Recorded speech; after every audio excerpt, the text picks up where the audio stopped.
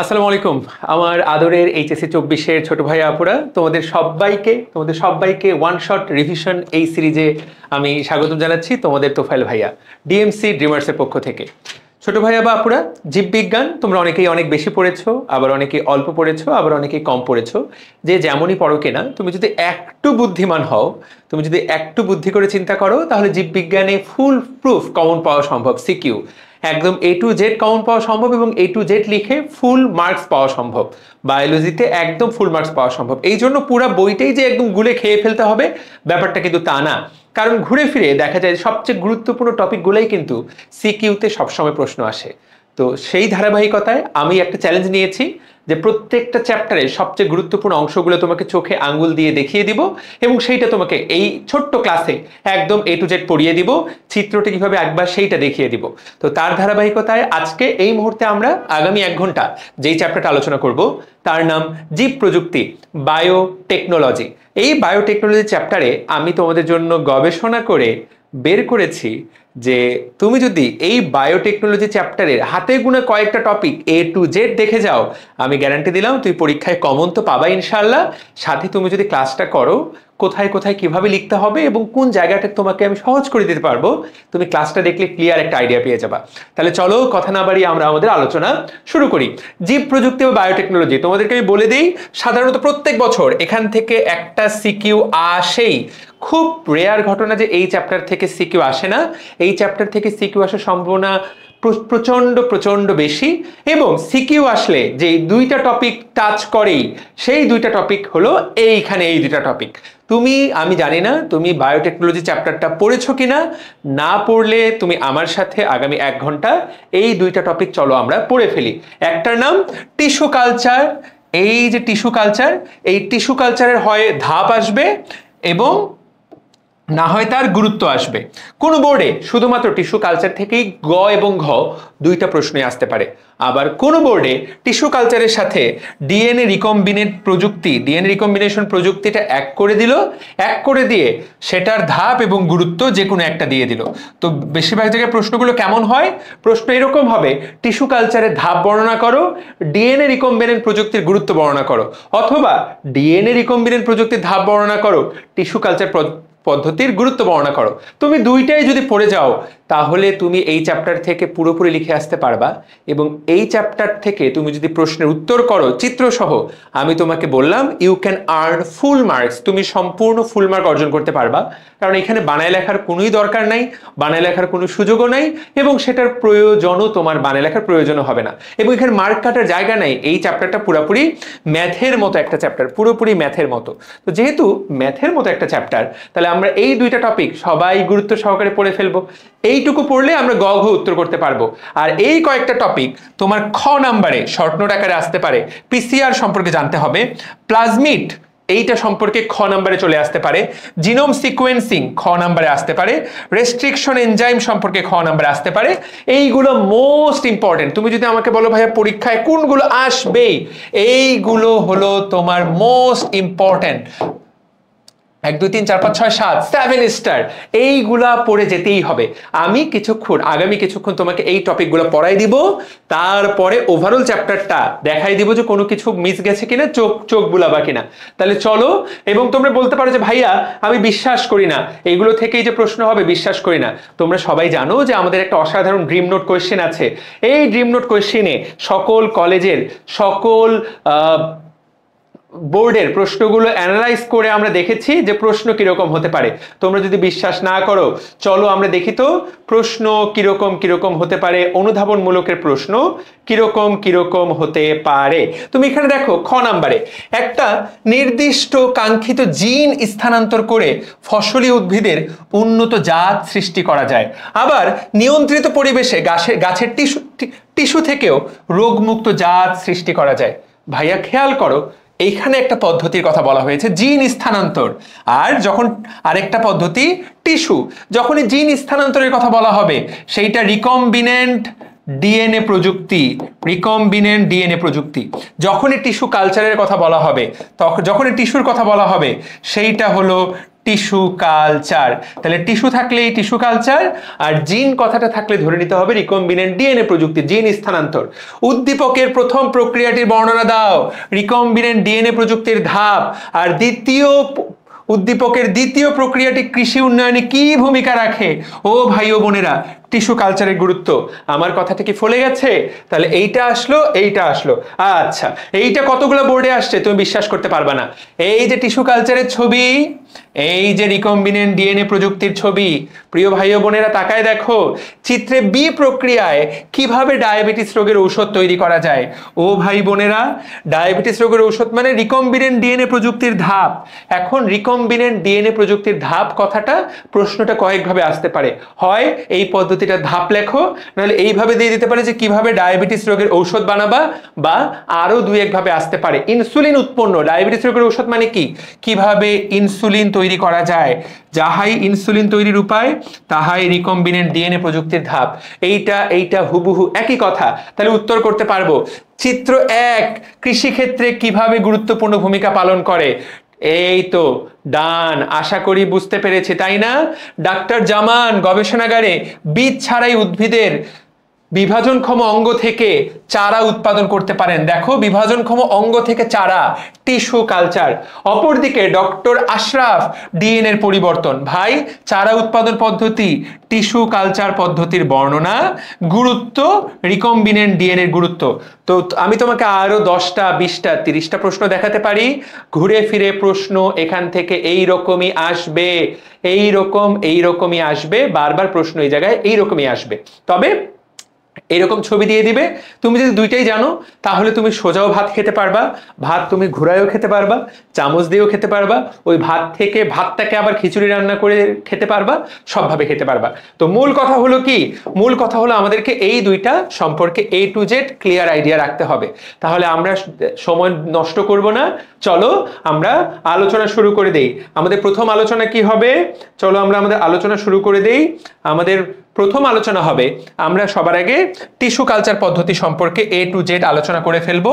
এবং প্রিয় ভাইয়া এবং আপুটা, এখান থেকে কয়টা প্রশ্ন আসবে? এখান থেকে দুই রকম ভাবে প্রশ্ন আসতে পারে। টিস্যু কালচার পদ্ধতিটা বর্ণনা করো এবং সেটার গুরুত্ব।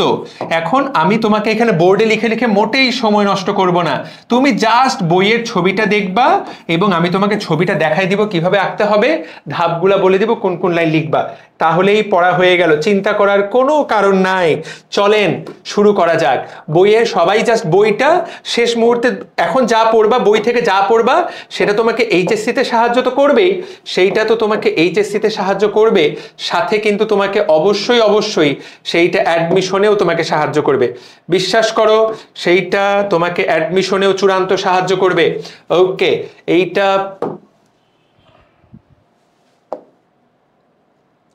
ওয়েট ফর আ সেকেন্ড, আমরা এটা দেখে ফেলি। তো এখান থেকে এমসিকিউ এর জন্য আমি দেখাই দিব যে কোন কোন লাইন থেকে এমসিকিউ আসার সম্ভাবনা প্রবল, সেইটাও আমি খুব দ্রুতই দেখিয়ে দিব, চিন্তা করো না।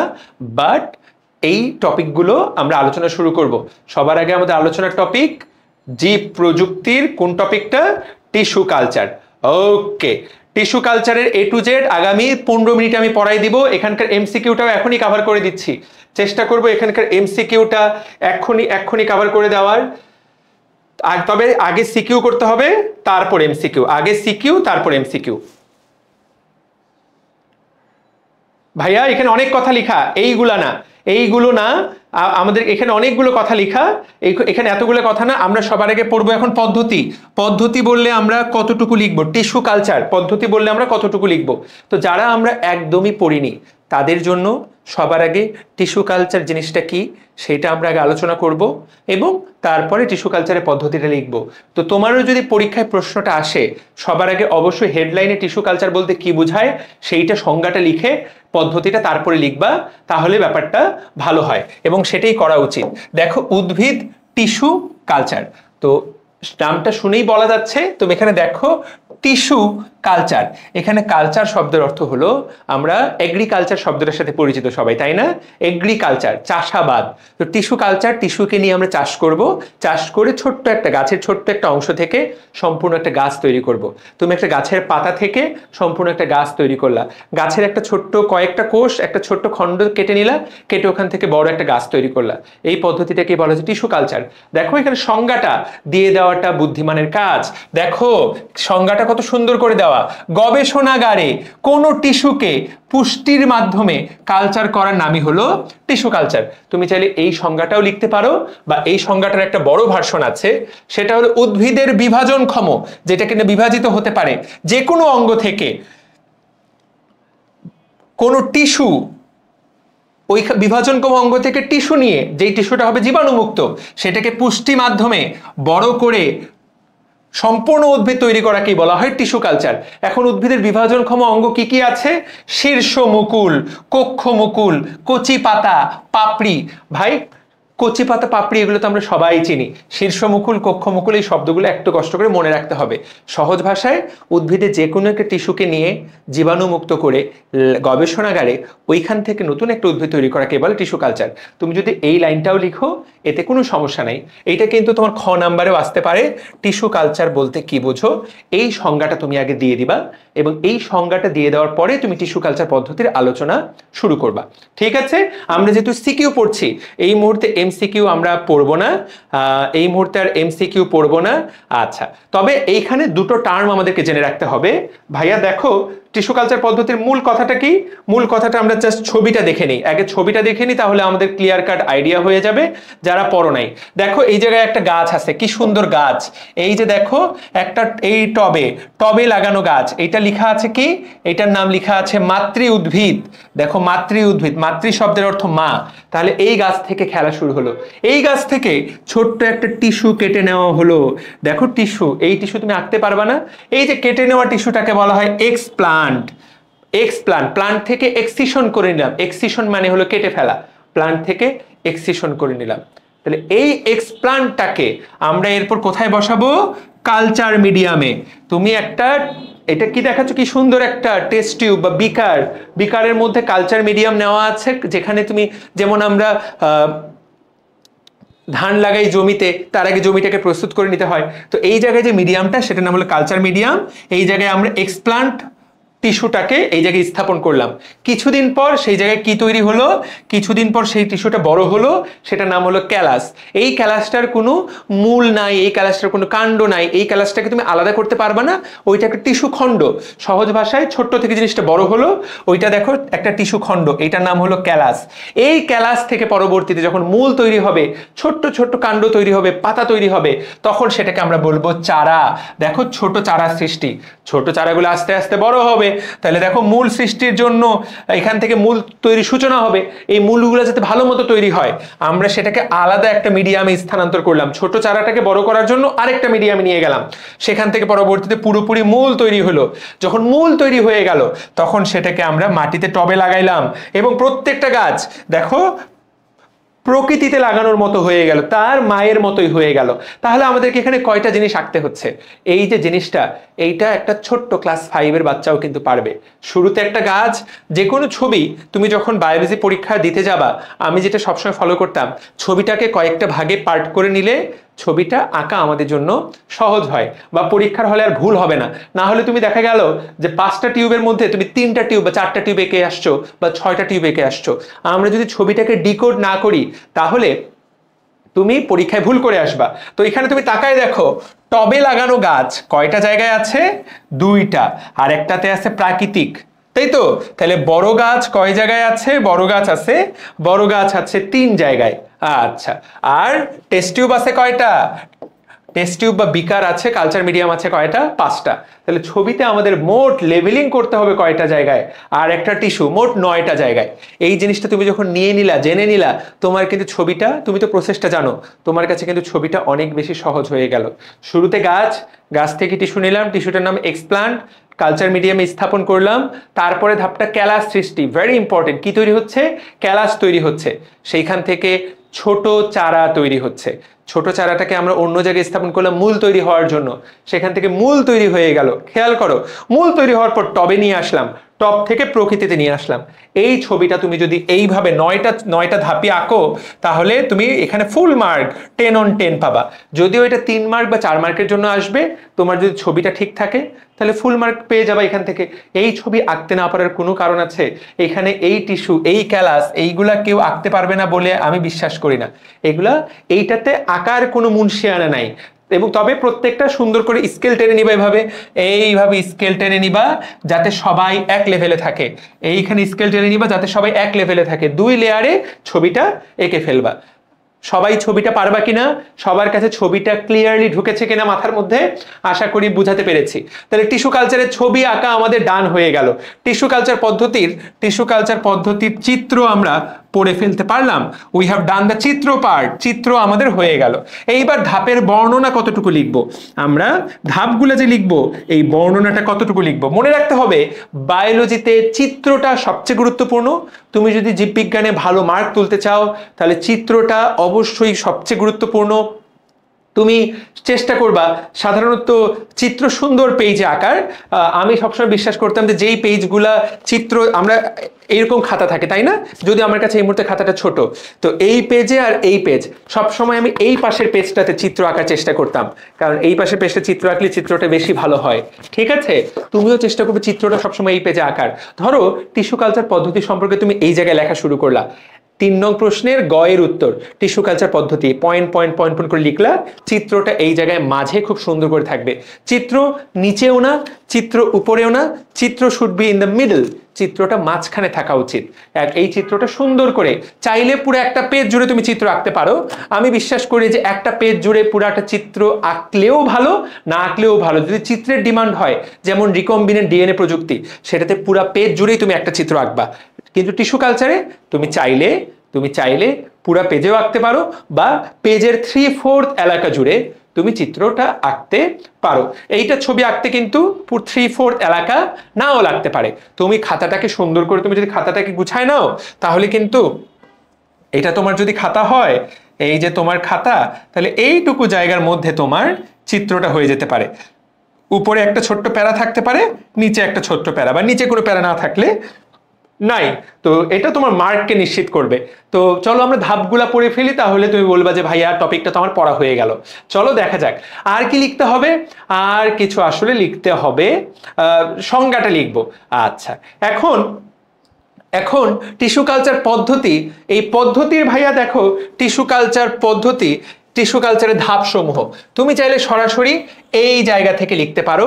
টিস্যু কালচারের ধাপসমূহ এইটা লিখলেই আসলে হয়ে যায়। এর বাইরে আসলে কিছু নাই, এর বাইরে আসলেই কিছু নেই। এই 8টা ধাপ লিখলেই হয়ে যায়। কিন্তু কেউ যদি মনে করো যে আমি আর একটু বেটার লিখতে চাই অন্য সবার চেয়ে, তুমি যদি ধাপ চাইলে আসলে ধাপই লেখা উচিত। কিন্তু কেউ যদি মনে করে যে টিস্যু কালচার পদ্ধতির জন্য কি কি শর্ত লাগে, তাহলে সে এইগুলো যন্ত্রপাতি, কাচের উপকরণ, রাসায়নিক দ্রব্য এইগুলো লিখতে পারে। যে কি কি লাগে এইগুলো হলো তোমার শর্ত। কি কি যন্ত্রপাতি লাগবে, কোন কোন কাচের উপাদান লাগবে, কি কি রাসায়নিক দ্রব্য লাগবে, অন্যান্য উপকরণ, জীবাণুমুক্ত পরিবেশ কি কি কিভাবে লাগবে, এইটা যে লিখতে পারো। কিন্তু আমাকে যদি কেউ প্রশ্ন করে যে ভাই লিখবো কিনা, আমি বলবো যে এমনি টাইম কম, তুমি লেখার দরকার নাই। তুমি কোথা থেকে লেখা শুরু করবা? তুমি লেখা শুরু করবে এই জায়গা থেকে। নিম্নলিখিত ধাপগুলো টিস্যু কালচার পদ্ধতি, বইয়ে যেইভাবে লেখা আছে এইভাবেই। ছবিটা পড়া হয়ে গেছে, আমি তোমার গ্যারান্টি দিলাম তোমার অলরেডি এটা পড়া শেষ। তাকায় দেখো প্রথম কাজটা কি, মাতৃ উদ্ভিদ বা এক্সপ্লান্ট নির্বাচন। প্রিয় ভাই ও বোনেরা, মাতৃ উদ্ভিদ বা এক্সপ্লান্ট নির্বাচন। তুমি এখানে তাকায় দেখো, এই যে প্রথম ধাপ, এই যে মাতৃ উদ্ভিদ, কোন উদ্ভিদ থেকে আমি কোন উদ্ভিদে টিস্যু কালচার করব, সেই উদ্ভিদটাকে বলা হয় মাতৃ উদ্ভিদ। যেই উদ্ভিদটা থেকে টিস্যু কালচার করা হবে সেই উদ্ভিদটাকে বলা হয় মাতৃ উদ্ভিদ। সবার আগে এই লাইনটা লিখবা, যে উদ্ভিদ থেকে এক্সপ্লান্ট নেওয়া হয় সেটাকে বলে মাতৃ উদ্ভিদ। মাতৃ উদ্ভিদের যেই অংশটা আমরা সংগ্রহ করি সেই অংশটাকে বলে এক্সপ্লান্ট। এই সংজ্ঞা দুটো খুবই গুরুত্বপূর্ণ। পুরা উদ্ভিদটা হলো মাতৃ উদ্ভিদ, উদ্ভিদের টিস্যুটার নাম কি? টিস্যুটার নাম এক্সপ্লান্ট। এক্সপ্লান্ট শব্দটা কেন? কারণ প্লান্ট থেকে আমরা এক্সসিশন করছি। এক্সসিশন মানে কেটে ফেলা, কেটে বাইরে নিয়ে আসছি। তাহলে মাতৃ উদ্ভিদে সংগৃহীত টিস্যুটাকে বলা হয় এক্সপ্লান্ট। সবার আগে লিখবা এই দুটো লাইন, তারপরে লিখবা কোন জিনিসটা আমরা এক্সসিশন করি। দেখো, উদ্ভিদটাকে অবশ্যই নীরোগ এবং উৎকৃষ্ট বৈশিষ্ট্য মণ্ডিত হতে হবে। ঠিক আছে, এই লাইনটা লিখলেই হয়ে গেল। সাধারণত শীর্ষমুকুল, পার্শ্বমুকুল এক্সপ্লান্ট হিসাবে অধিক ব্যবহৃত হয়, তবে পর্ব বা পাতার শীর্ষ ব্যবহৃত হয়। তুমি যদি এই কয়েকটা লাইন লিখো, উদ্ভিদ প্রথমে আমরা মাতৃ উদ্ভিদ শনাক্ত করি, উদ্ভিদের টিস্যুটাকে বলে এক্সপ্লান্ট। সুস্থ এবং নিরোগ হতে হবে উদ্ভিদটা। উদ্ভিদের কোন জায়গাটা থেকে আমরা নেই? শীর্ষমুকুল, পার্শ্বমুকুল, পর্ব বা পাতার শীর্ষ। 4টা লাইন সুন্দর করে পয়েন্ট পয়েন্ট করে লেখা দরকার নেই, একটা প্যারা করে লিখবা, বেশি কথা লিখবা না। এই 4টা কথা লিখলা, ডান। এরপর আমরা ছবিতে খেয়াল করো, ছবিতে কিন্তু এরপর এইটা সরাসরি মিডিয়ামে স্থাপন করছে, কিন্তু আমরা এই যে মিডিয়ামটা কোথা থেকে আসলো সেটার একটা পরিচয় দিতে হবে না? ছবিতে তো তুমি ডিরেক্ট মিডিয়ামকে স্থানান্তর করে দিলা, তো তোমাকে তো আগে মিডিয়ামটা তৈরি করতে হবে। সেই জন্য দ্বিতীয় ধাপের নাম হলো কালচার মিডিয়াম বা আবাদ মাধ্যম তৈরি। ঠিক আছে, তুমি লিখবা যে টিস্যু কালচারের জন্য কি দরকার? একটা কালচার মিডিয়াম দরকার। তুমি লিখবা যে বেশ কয়েক রকম রাসায়নিক উপাদান মিলিয়ে এই কালচার মিডিয়াম তৈরি করা হয়। এই রাসায়নিক উপাদানগুলা কয়েকটাকে বলে মুখ্য উপাদান, কয়েকটাকে বলে গৌণ উপাদান, এবং এর মধ্যে ভিটামিন দেওয়া হয়, সুক্রোজ দেওয়া হয়, ফাইটো হরমোন দেওয়া হয়। তুমি বলবা ফাইটো হরমোন কি জিনিস? নামটা শুনে তোমরা একটু ভয় পেয়ে যেতে পারো। নতুন যারা পড়ালেখা করছো বা যারা পুরাতন পড়ালেখা করছো তাদের জন্য আমি বলে দেই, ফাইটো হরমোন এইটা দেখে ভয় পাওয়ার কোনো কারণ নাই। ফাইটো শব্দের অর্থ উদ্ভিদ, এবং হরমোন মানে তো হরমোন, উদ্ভিদের হরমোন। ভাইয়া আমরা কি করি বলতো? ছোট্ট এই পাত্রের মধ্যে একটা টিস্যু রাখছি, সেই টিস্যু থেকে গাছ তৈরি হবে। ভাইয়া এই টিস্যুটা খাবার পাবে কোথা থেকে? এই যে হরমোনটা তাকে সাহায্য করবে বড় হতে, এই যে সুক্রোজ তাকে খাবার দিবে, এই যে ভিটামিন তাকে সাহায্য করবে। আর এই যে কালচার মিডিয়ামটা, এই কালচার মিডিয়ামটা যাতে একটু থকথকে জেলির মতো হয়। আমরা সবাই জেলি চিনি, আমরা সবাই পুডিং চিনি। জেলি, পুডিং, এইটার যে ঘনত্বটা, কালচার মিডিয়ামের ঘনত্বটা একই রকম থাকে। এই ঘনত্বটা তৈরি করার জন্য এগার মিশাতে হয়। কি মিশাতে হয়? এগার। শব্দটার নাম দেখে রাখো, শব্দটার নাম এগার। যারা জানো না, এটা কিন্তু এমসিকিউ কভার করে দিবে। কালচার মিডিয়ামের ঘনত্ব রক্ষা করে কে? উত্তরটা হবে কি? উত্তরটা হলো এগার। That's it. তাহলে আমরা বলবো টিস্যু কালচার তৈরি করার, টিস্যু কালচার পদ্ধতিতে আমাদের একটা কালচার মিডিয়াম দরকার, যেখানে বেশ কিছু রাসায়নিক উপাদান দরকার। উপাদানগুলা, এর মধ্যে কিছু মুখ্য উপাদান যেগুলো না হলে নয়, কিছু গৌণ উপাদান যেগুলো হলে ভালো, না হলেও চলবে। এছাড়া তাতে কিছু ভিটামিন দেওয়া হয়, সুক্রোজ দেওয়া হয়, ফাইটো হরমোন দেওয়া হয়, আর কালচারটাকে ঘন করার জন্য দেওয়া হয় এগার। এখন দ্যাটস ইট। দেখো, শুধুমাত্র যেই কালচার মিডিয়ামে শুধু মৌলিক উপাদানগুলো থাকে, যেগুলো না হলেই নয়, সেইটাকে বলা হয় বেজাল মিডিয়াম। তাহলে বেজাল মিডিয়াম একটা বিশেষ ধরনের কালচার মিডিয়াম। আরো অনেক ধরনের কালচার মিডিয়াম আছে যেটাতে বিভিন্ন ধরনের স্পেশাল উপাদান থাকে। মিডিয়ামের পিএইচ কত থাকে? 5.5 থেকে 5.8। আমরা সবাই জানি কোনো কিছু যদি অ্যাসিডিক হয়, কোনো কিছু যদি অম্লীয় হয়, তাহলে সেটাতে জীবাণু সাধারণত জন্মাতে পারে না, তাই না? এই তো, তাহলে এইটা একটা এমসিকিউ কভার করবে, প্লাস এই কয়েকটা লাইন আমরা সবাই লিখে ফেলতে পারবো। এখন খুব গুরুত্বপূর্ণ কথা, এই পদ্ধতিতে সবচেয়ে গুরুত্বপূর্ণ শর্ত হলো জীবাণুমুক্তকরণ। এই পুরা প্রসেসটা হতে হবে ল্যাবরেটরিতে। এটা কিন্তু রাস্তাঘাটে তুমি টিস্যু কালচার করতে পারবা না। গাছ, ওই যে রাস্তাঘাটে তুমি কালচার মিডিয়াম টিস্যু রাখলা, ওখান থেকে জন্মাবে, ব্যাপারটা তা না। এখানে ছত্রাক ইনফেকশন যদি হয়ে যায়, ব্যাকটেরিয়া ইনফেকশন হয়ে যায়, ভাইরাস হয়ে গেলে তোমার এই গাছটা আর বড় হবে না। বুঝতে পারলাম? সেই জন্য পুরা প্রসেসটা হতে হবে জীবাণুমুক্ত। দেখো, নির্বীজ কোনো ধরনের বীজ বা বীজাণু বা জীবাণু রাখা যাবে না। এবং এখান থেকে গুনে গুনে 3টা শব্দ তোমাকে লিখতেই হবে। নির্বীজ করার জন্য তোমাকে বলতে হবে এটাকে অটোক্লেভ যন্ত্র দিয়ে জীবাণুমুক্ত করা হয়। উপরের লাইনগুলো তুমি লিখো না লিখো সেটা গুরুত্বপূর্ণ না, তোমাকে লিখতে হবে এই যে কালচার মিডিয়ামের পাত্রটাকে, কনিক্যাল ফ্লাস্কটাকে অটোক্লেভ যন্ত্র দিয়ে জীবাণুমুক্ত করা হয়। এই অটোক্লেভ যন্ত্রটার ভেতরে তাপমাত্রা কত থাকবে? 121 ডিগ্রি। চাপ কত থাকবে 15 পাউন্ড, সময় কতটুকু থাকবে 20 মিনিট। আমি এটা আলাদা করে লিখে দিচ্ছি। কেন এটা আলাদা করে লিখে দিচ্ছি? খুবই গুরুত্বপূর্ণ, কারণ এইটা তোমার আজকে যে তুমি শুনে ফেলছো এটা তোমার বাকি জীবন পুরো সময়টা লাগবে। তুমি মেডিকেলে পড়ো না পড়ো, তুমি যেই সাবজেক্টেই পড়ো, অটোক্লেভের এই তাপমাত্রা এবং চাপ খুবই গুরুত্বপূর্ণ ভাইয়া। এইটা প্রচন্ড গুরুত্বপূর্ণ, প্রচন্ড মানে প্রচন্ড গুরুত্বপূর্ণ। 121 ডিগ্রি সেলসিয়াস, 15 পাউন্ড, চাপ 20 মিনিট।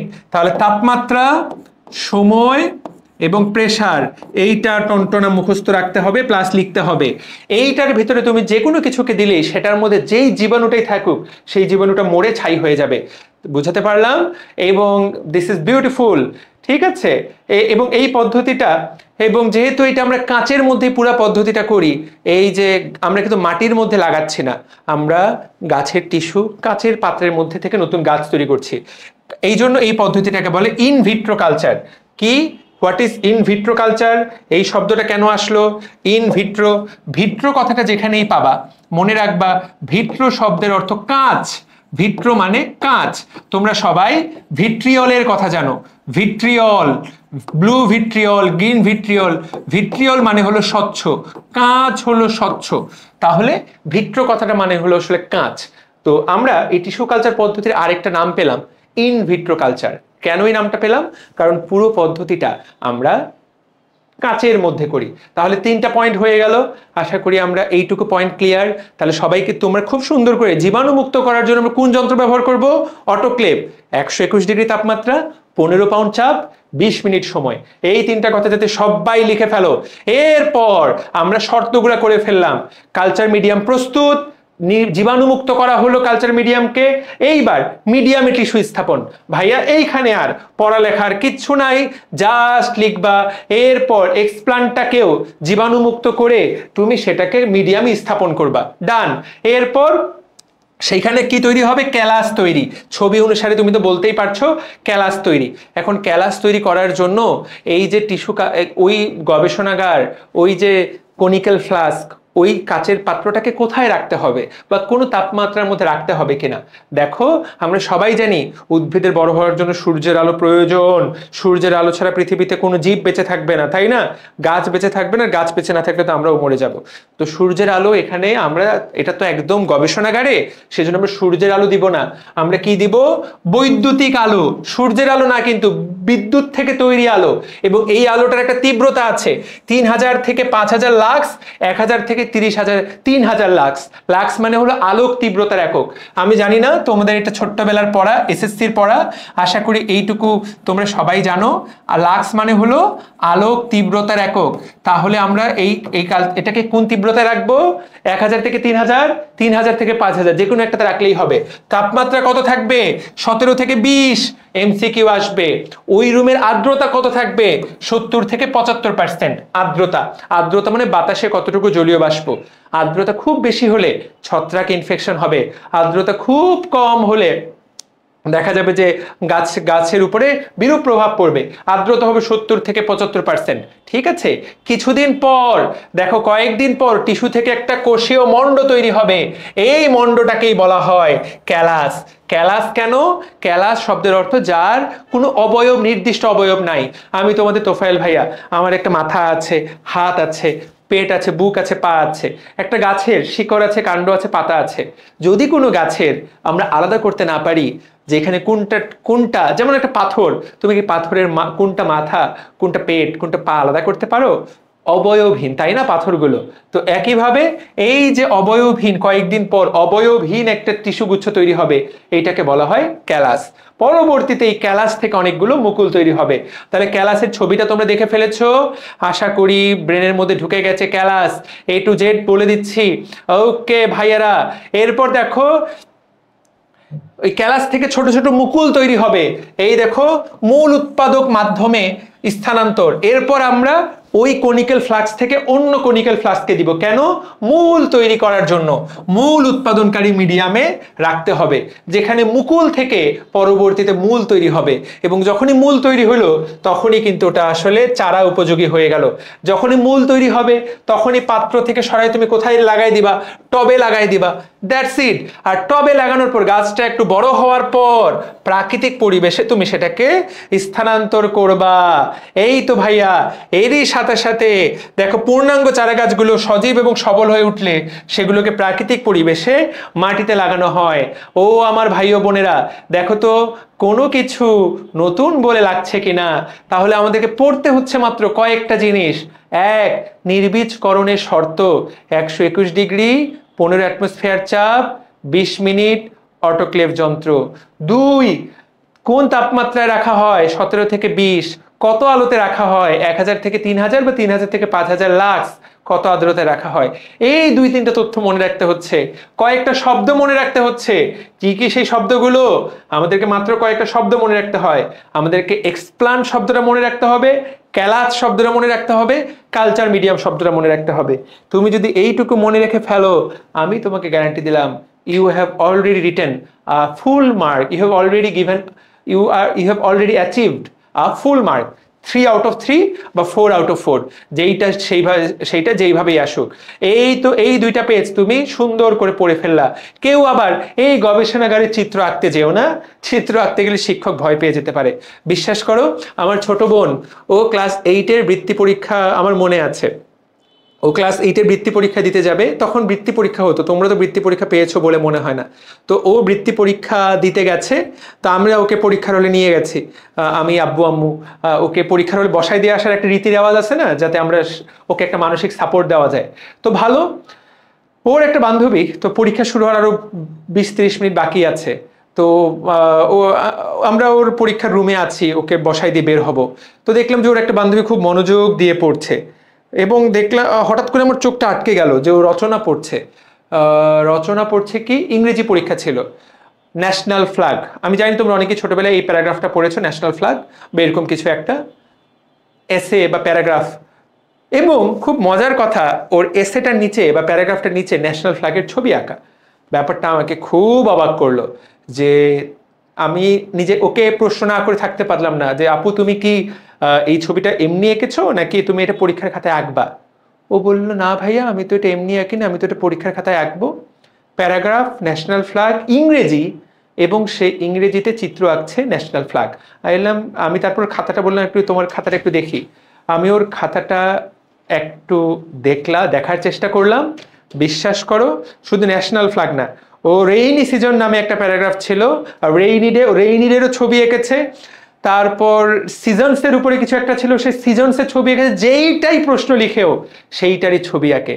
আমি আসলে নিশ্চিত না বাংলা ইংলিশে ছবি এঁকে কখনো নাম্বার বাড়ে কিনা, বা নাম্বার আদৌ ছবি আঁকার কোনো প্রয়োজনীয়তা আছে কিনা। তাহলে ওই ছবি আমাদের আঁকার কোনো প্রয়োজন, আসলে এই ছবিটা আঁকার কোনো প্রয়োজন নাই। আশা করি তোমরা এই ছবিটা আঁকবা না। তাহলে আমরা এই টপিকটা A to Z পড়ে ফেলতে পারলাম। এখান থেকে ভাইয়া কি কি প্রশ্ন আসতে পারে? এখান থেকে কয়েকটা এমসিকিউ আমরা পড়ে ফেলেছি, কিন্তু এটা গ নাম্বারে বা ঘ নাম্বারে তুমি এই প্রশ্নটা পাচ্ছ। ডান। আমরা আরেকটু সময় ব্যয় করব। আর কতটুকু সময় ব্যয় করব? আরেকটা টপিক থেকে প্রশ্ন আসবে, সেটা হলো এই যে টিস্যু কালচার পদ্ধতির ভূমিকা এবং প্রয়োগ। টিস্যু কালচার পদ্ধতির ভূমিকা এবং প্রয়োগ, তুমি দেখো টিস্যু কালচার পদ্ধতির ভূমিকা প্রয়োগ থেকে একটা মাস্ট প্রশ্ন, তুমি এই প্রশ্ন ব্রেনের মধ্যে সেট করে নিয়ে যাবা, পরের দিন পরীক্ষার খাতায় লিখবা। এই কথা তুমি জেনে নাও, যেটা আমি লিখবো। তো শুরুতে এই লাইনগুলো তো যারা একদম পড়ালেখা করতে পারে না, যারা কোনোই পড়ালেখা করে না, তারাও লিখে টিস্যু কালচার পদ্ধতির গুরুত্ব বা ভূমিকার কথা না বলে শেষ করা যাচ্ছে না। এটা বিষয় লিখতে গেলে সমুদ্রের পানিকে যদি কলমের কালি বানানো হয় তাহলেও সেটাও শেষ হয়ে যাবে। এই বিষয়ে দুই একটা হুজুং বুজুং এরকম লিখবা। লিখার পরে দেখো point, it should be always pointed. Point করে সুন্দর করে লিখবা। চেষ্টা করবা ফুল মার্কস পেতে চাইলে, ভালো মার্কস পেতে চাইলে, বইয়ের যে হেডলাইনটা সেই হেডলাইনটা ফলো করার, বইয়ের যে সিরিয়ালটা সেই সিরিয়ালটা ফলো করার। কেন? তাহলে স্যার বুঝবে তুমি হুবহু বইয়ের মতোই পড়েছো। ভিতরে চাপা চুপা মারলে সেটা ভিতরে পরের ব্যাপার, কিন্তু হেডলাইনটা ভাইয়া, হেডলাইনটা শুড বি হেডলাইন। আমি তোমাদের সবাইকে বলবো হেডলাইন শুড বি হেডলাইন। তো টিস্যু কালচার পদ্ধতির কতগুলো গুরুত্ব আছে? বাপ রে বাপ, টিস্যু কালচার পদ্ধতির কতগুলো গুরুত্ব আছে? 15টা গুরুত্ব আছে। কয়টা গুরুত্ব? 15টা।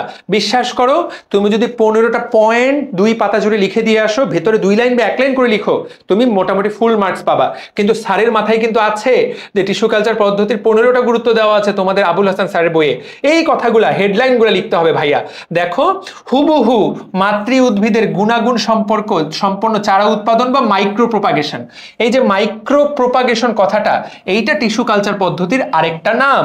তো শব্দটা তুমি লিখে ফেললা, বাপ রে বাপ। তুমি যদি এই শব্দটা লিখো, তোমাকে যে স্যার কত মার্ক দিবে তুমি নিজেও জানো না।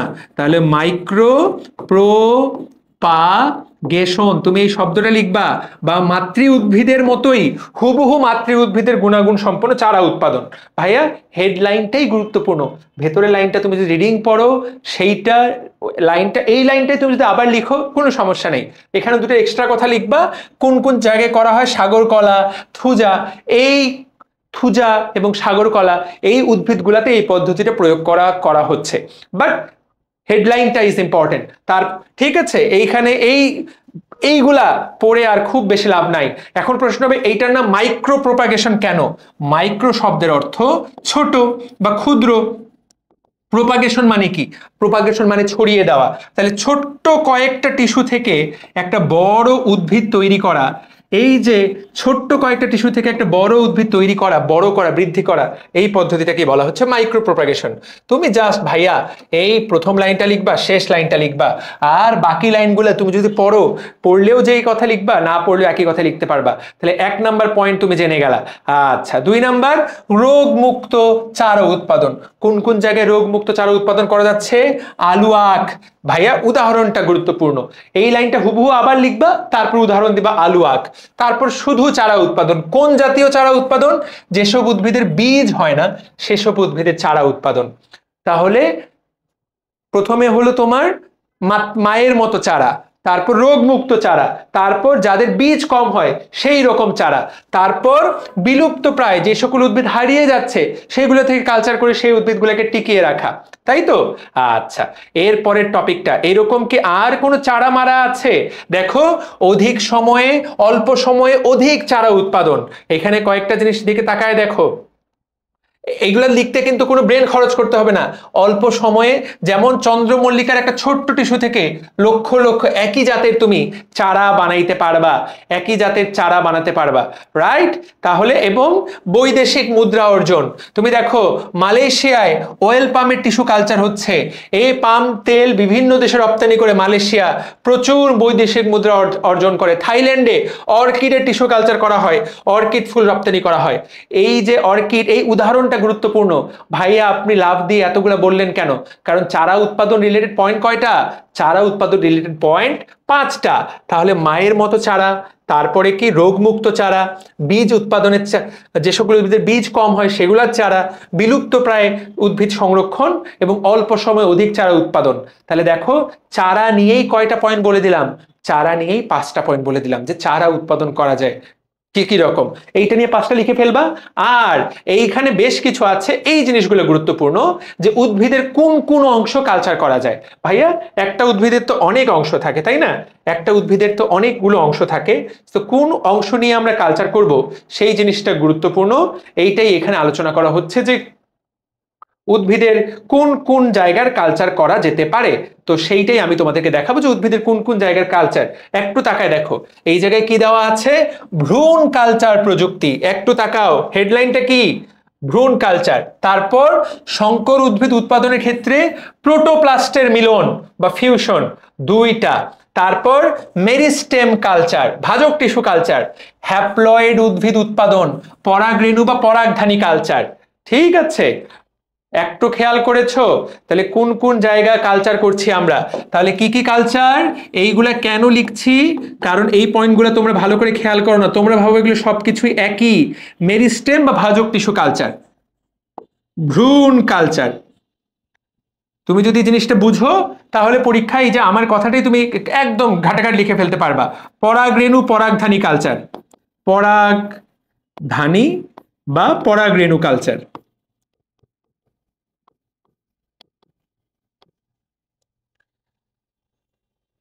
ওকে, আরেকটা কি দেওয়া আছে, প্রোটোপ্লাস্ট। মূলত এই তিনটা কালচার। আচ্ছা, তাহলে এইখানে এই তিনটা কালচার তোমাকে লিখতে হবে। ভাইয়া কোনটার ক্ষেত্রে কি, তুমি তাকায় দেখো, ভ্রূণ কালচার।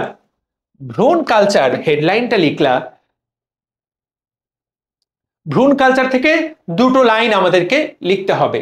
ভ্রূণ কালচার, টিস্যু কালচার পদ্ধতির বিশেষ দিক ভ্রূণ কালচার, ভ্রূণ কালচারের মাধ্যমে প্রজনন বিদ্যার অনেক সমস্যার সমাধান করা যায়, এইগুলো তুমি লিখতে পারো। এইটা দেখো, আন্তঃপ্রজাতি সংকরের ক্ষেত্রে ভ্রূণ পূর্ণতা লাভ না করায় সংকর উদ্ভিদ পাওয়া যায় না, এই সকল উদ্ভিদের ক্ষেত্রে ভ্রূণ কালচার করা হয়। আন্তঃপ্রজাতি, একই আমের দুটো প্রজাতি, তাদের মধ্যে ভ্রূণ কালচার করে ভ্রূণটাকে স্থায়িত্ব দেওয়া হয়। একটা লাইন, সবচেয়ে গুরুত্বপূর্ণ লাইন, মেরিস্টেম কালচার কখন করা হয়? তুমি নাইলে ভাববা সব কিছু, দেখো একটা লাইন লিখতে হবে, মেরিস্টেম কালচারে কোনো রোগ জীবাণু থাকে না, রোগ মুক্ত গাছ তৈরি করার জন্য কোন কালচার? Meristem culture. মেরিস্টেমের সাথে কার সম্পর্ক? রোগের সম্পর্ক। এইটা পড়লেই হয়ে গেল, সময় বেশি নেওয়া যাবে না, একদম মেইন মেইন কথাগুলো ধরে দিচ্ছি, বাবারে বাবা সময় কম। আর পরাগ রেণু, পরাগধানী কালচারের মাধ্যমে কি উদ্ভিদ তৈরি করা যায়? হ্যাপ্লয়েড উদ্ভিদ। হ্যাপ্লয়েড উদ্ভিদ, হ্যাপ্লয়েড উদ্ভিদ তৈরি করা যায়, অ্যান্ড্রোজেনিক হ্যাপ্লয়েড উদ্ভিদ। এই প্রথম লাইনটা তুমি যদি বলো, দ্যাট উইল বি এনাফ। এখন ভাইয়া এইগুলো করে কি, এই আলোচনাতে আমরা যাব না, এইটা পুরোপুরি একাডেমিক আলোচনা, আমরা ওই আলোচনাতে গেলাম না যে হ্যাপ্লয়েড উদ্ভিদ, এইটা 10 মিনিটের আলোচনা। বাট তুমি শুধু প্রথম লাইনটা লিখো, পরাগধানী কালচারের মাধ্যমে হ্যাপ্লয়েড উদ্ভিদ তৈরি করা যায়, যেখানে প্রত্যেকটা কোষে n সংখ্যক ক্রোমোজোম থাকবে, 2n সংখ্যক না। তাহলে ভাইয়া এইটা হয়ে গেল। কয়টা পয়েন্ট হয়ে গেল? 3টা পয়েন্ট দিয়ে দিলে কালচার সম্পর্কে, 3টা পয়েন্ট দিয়ে দিলে তুমি কালচার সম্পর্কে। শুরুতে 5টা পয়েন্ট দিয়ে দিছি তোমাকে আমি চারা সম্পর্কে, মেইন মেইন পয়েন্ট তো দিয়েই দিছি। ওকে, আর কি আছে এই জায়গায় দেখো, প্রোটোপ্লাজমের মিলন, এখানে এই দুটা লিখবা। যখন দুইটা সাইটোপ্লাজম মিলবে, তখন সাইটোপ্লাজমের মিলনকে আমরা বলবো সাইব্রিড, হাইব্রিড না বলে বলবো সাইব্রিড। আর যখন প্রোটোপ্লাজম মিলবে, যখন সাইটোপ্লাজম মিলবে তখন এইটা। আর তুমি এখানে তাকিয়ে দেখো, যখন প্রোটোপ্লাস্ট মিলবে, যেমন আলু এবং টমেটোর ক্ষেত্রে প্রোটোপ্লাজম মিলছে, এটার নাম দেওয়া হয়েছে পোমাটো। এটাকে বলা হচ্ছে পোমাটো। আলু এবং টমেটোতে কি মিলে গেছে? প্রোটোপ্লাজম, প্রোটোপ্লাজম মিলেছে। ফলে এই যে পোমাটো, এইটা একটা গাছ, যেই গাছে মাটির নিচে ফলবে হলো আলু, উপরের দিকে টমেটো। একই গাছে আলু এবং টমেটো, কৃষক চাষ করবে, জমি থেকে আলু তুলবে, উপর থেকে টমেটো ছিড়বে, সেই এখানে কি ঘটছে? প্রোটোপ্লাজমের মিলন ঘটছে। তাহলে এইখানে ঘটলো সাইটোপ্লাজমের মিলন, এই জায়গায় ঘটলো প্রোটোপ্লাজমের মিলন। তুমি এইখান থেকে দুইটা পয়েন্ট, দুইটা লাইন লিখবা, দ্যাট উইল বি এনাফ। এর বাইরে তো এখান থেকে অন্য কিছু লিখতে হবে না। ওকে, আচ্ছা, এখানে আরেকটা পয়েন্টের দিকে তাকায় দেখো, দ্রুত ক্লোন সৃষ্টি। দ্রুত তুমি ল্যাবরেটরিতে একসাথে অনেকগুলো চাষ করে ফেলতে পারবা, দ্রুত ক্লোন তৈরি করতে পারবা।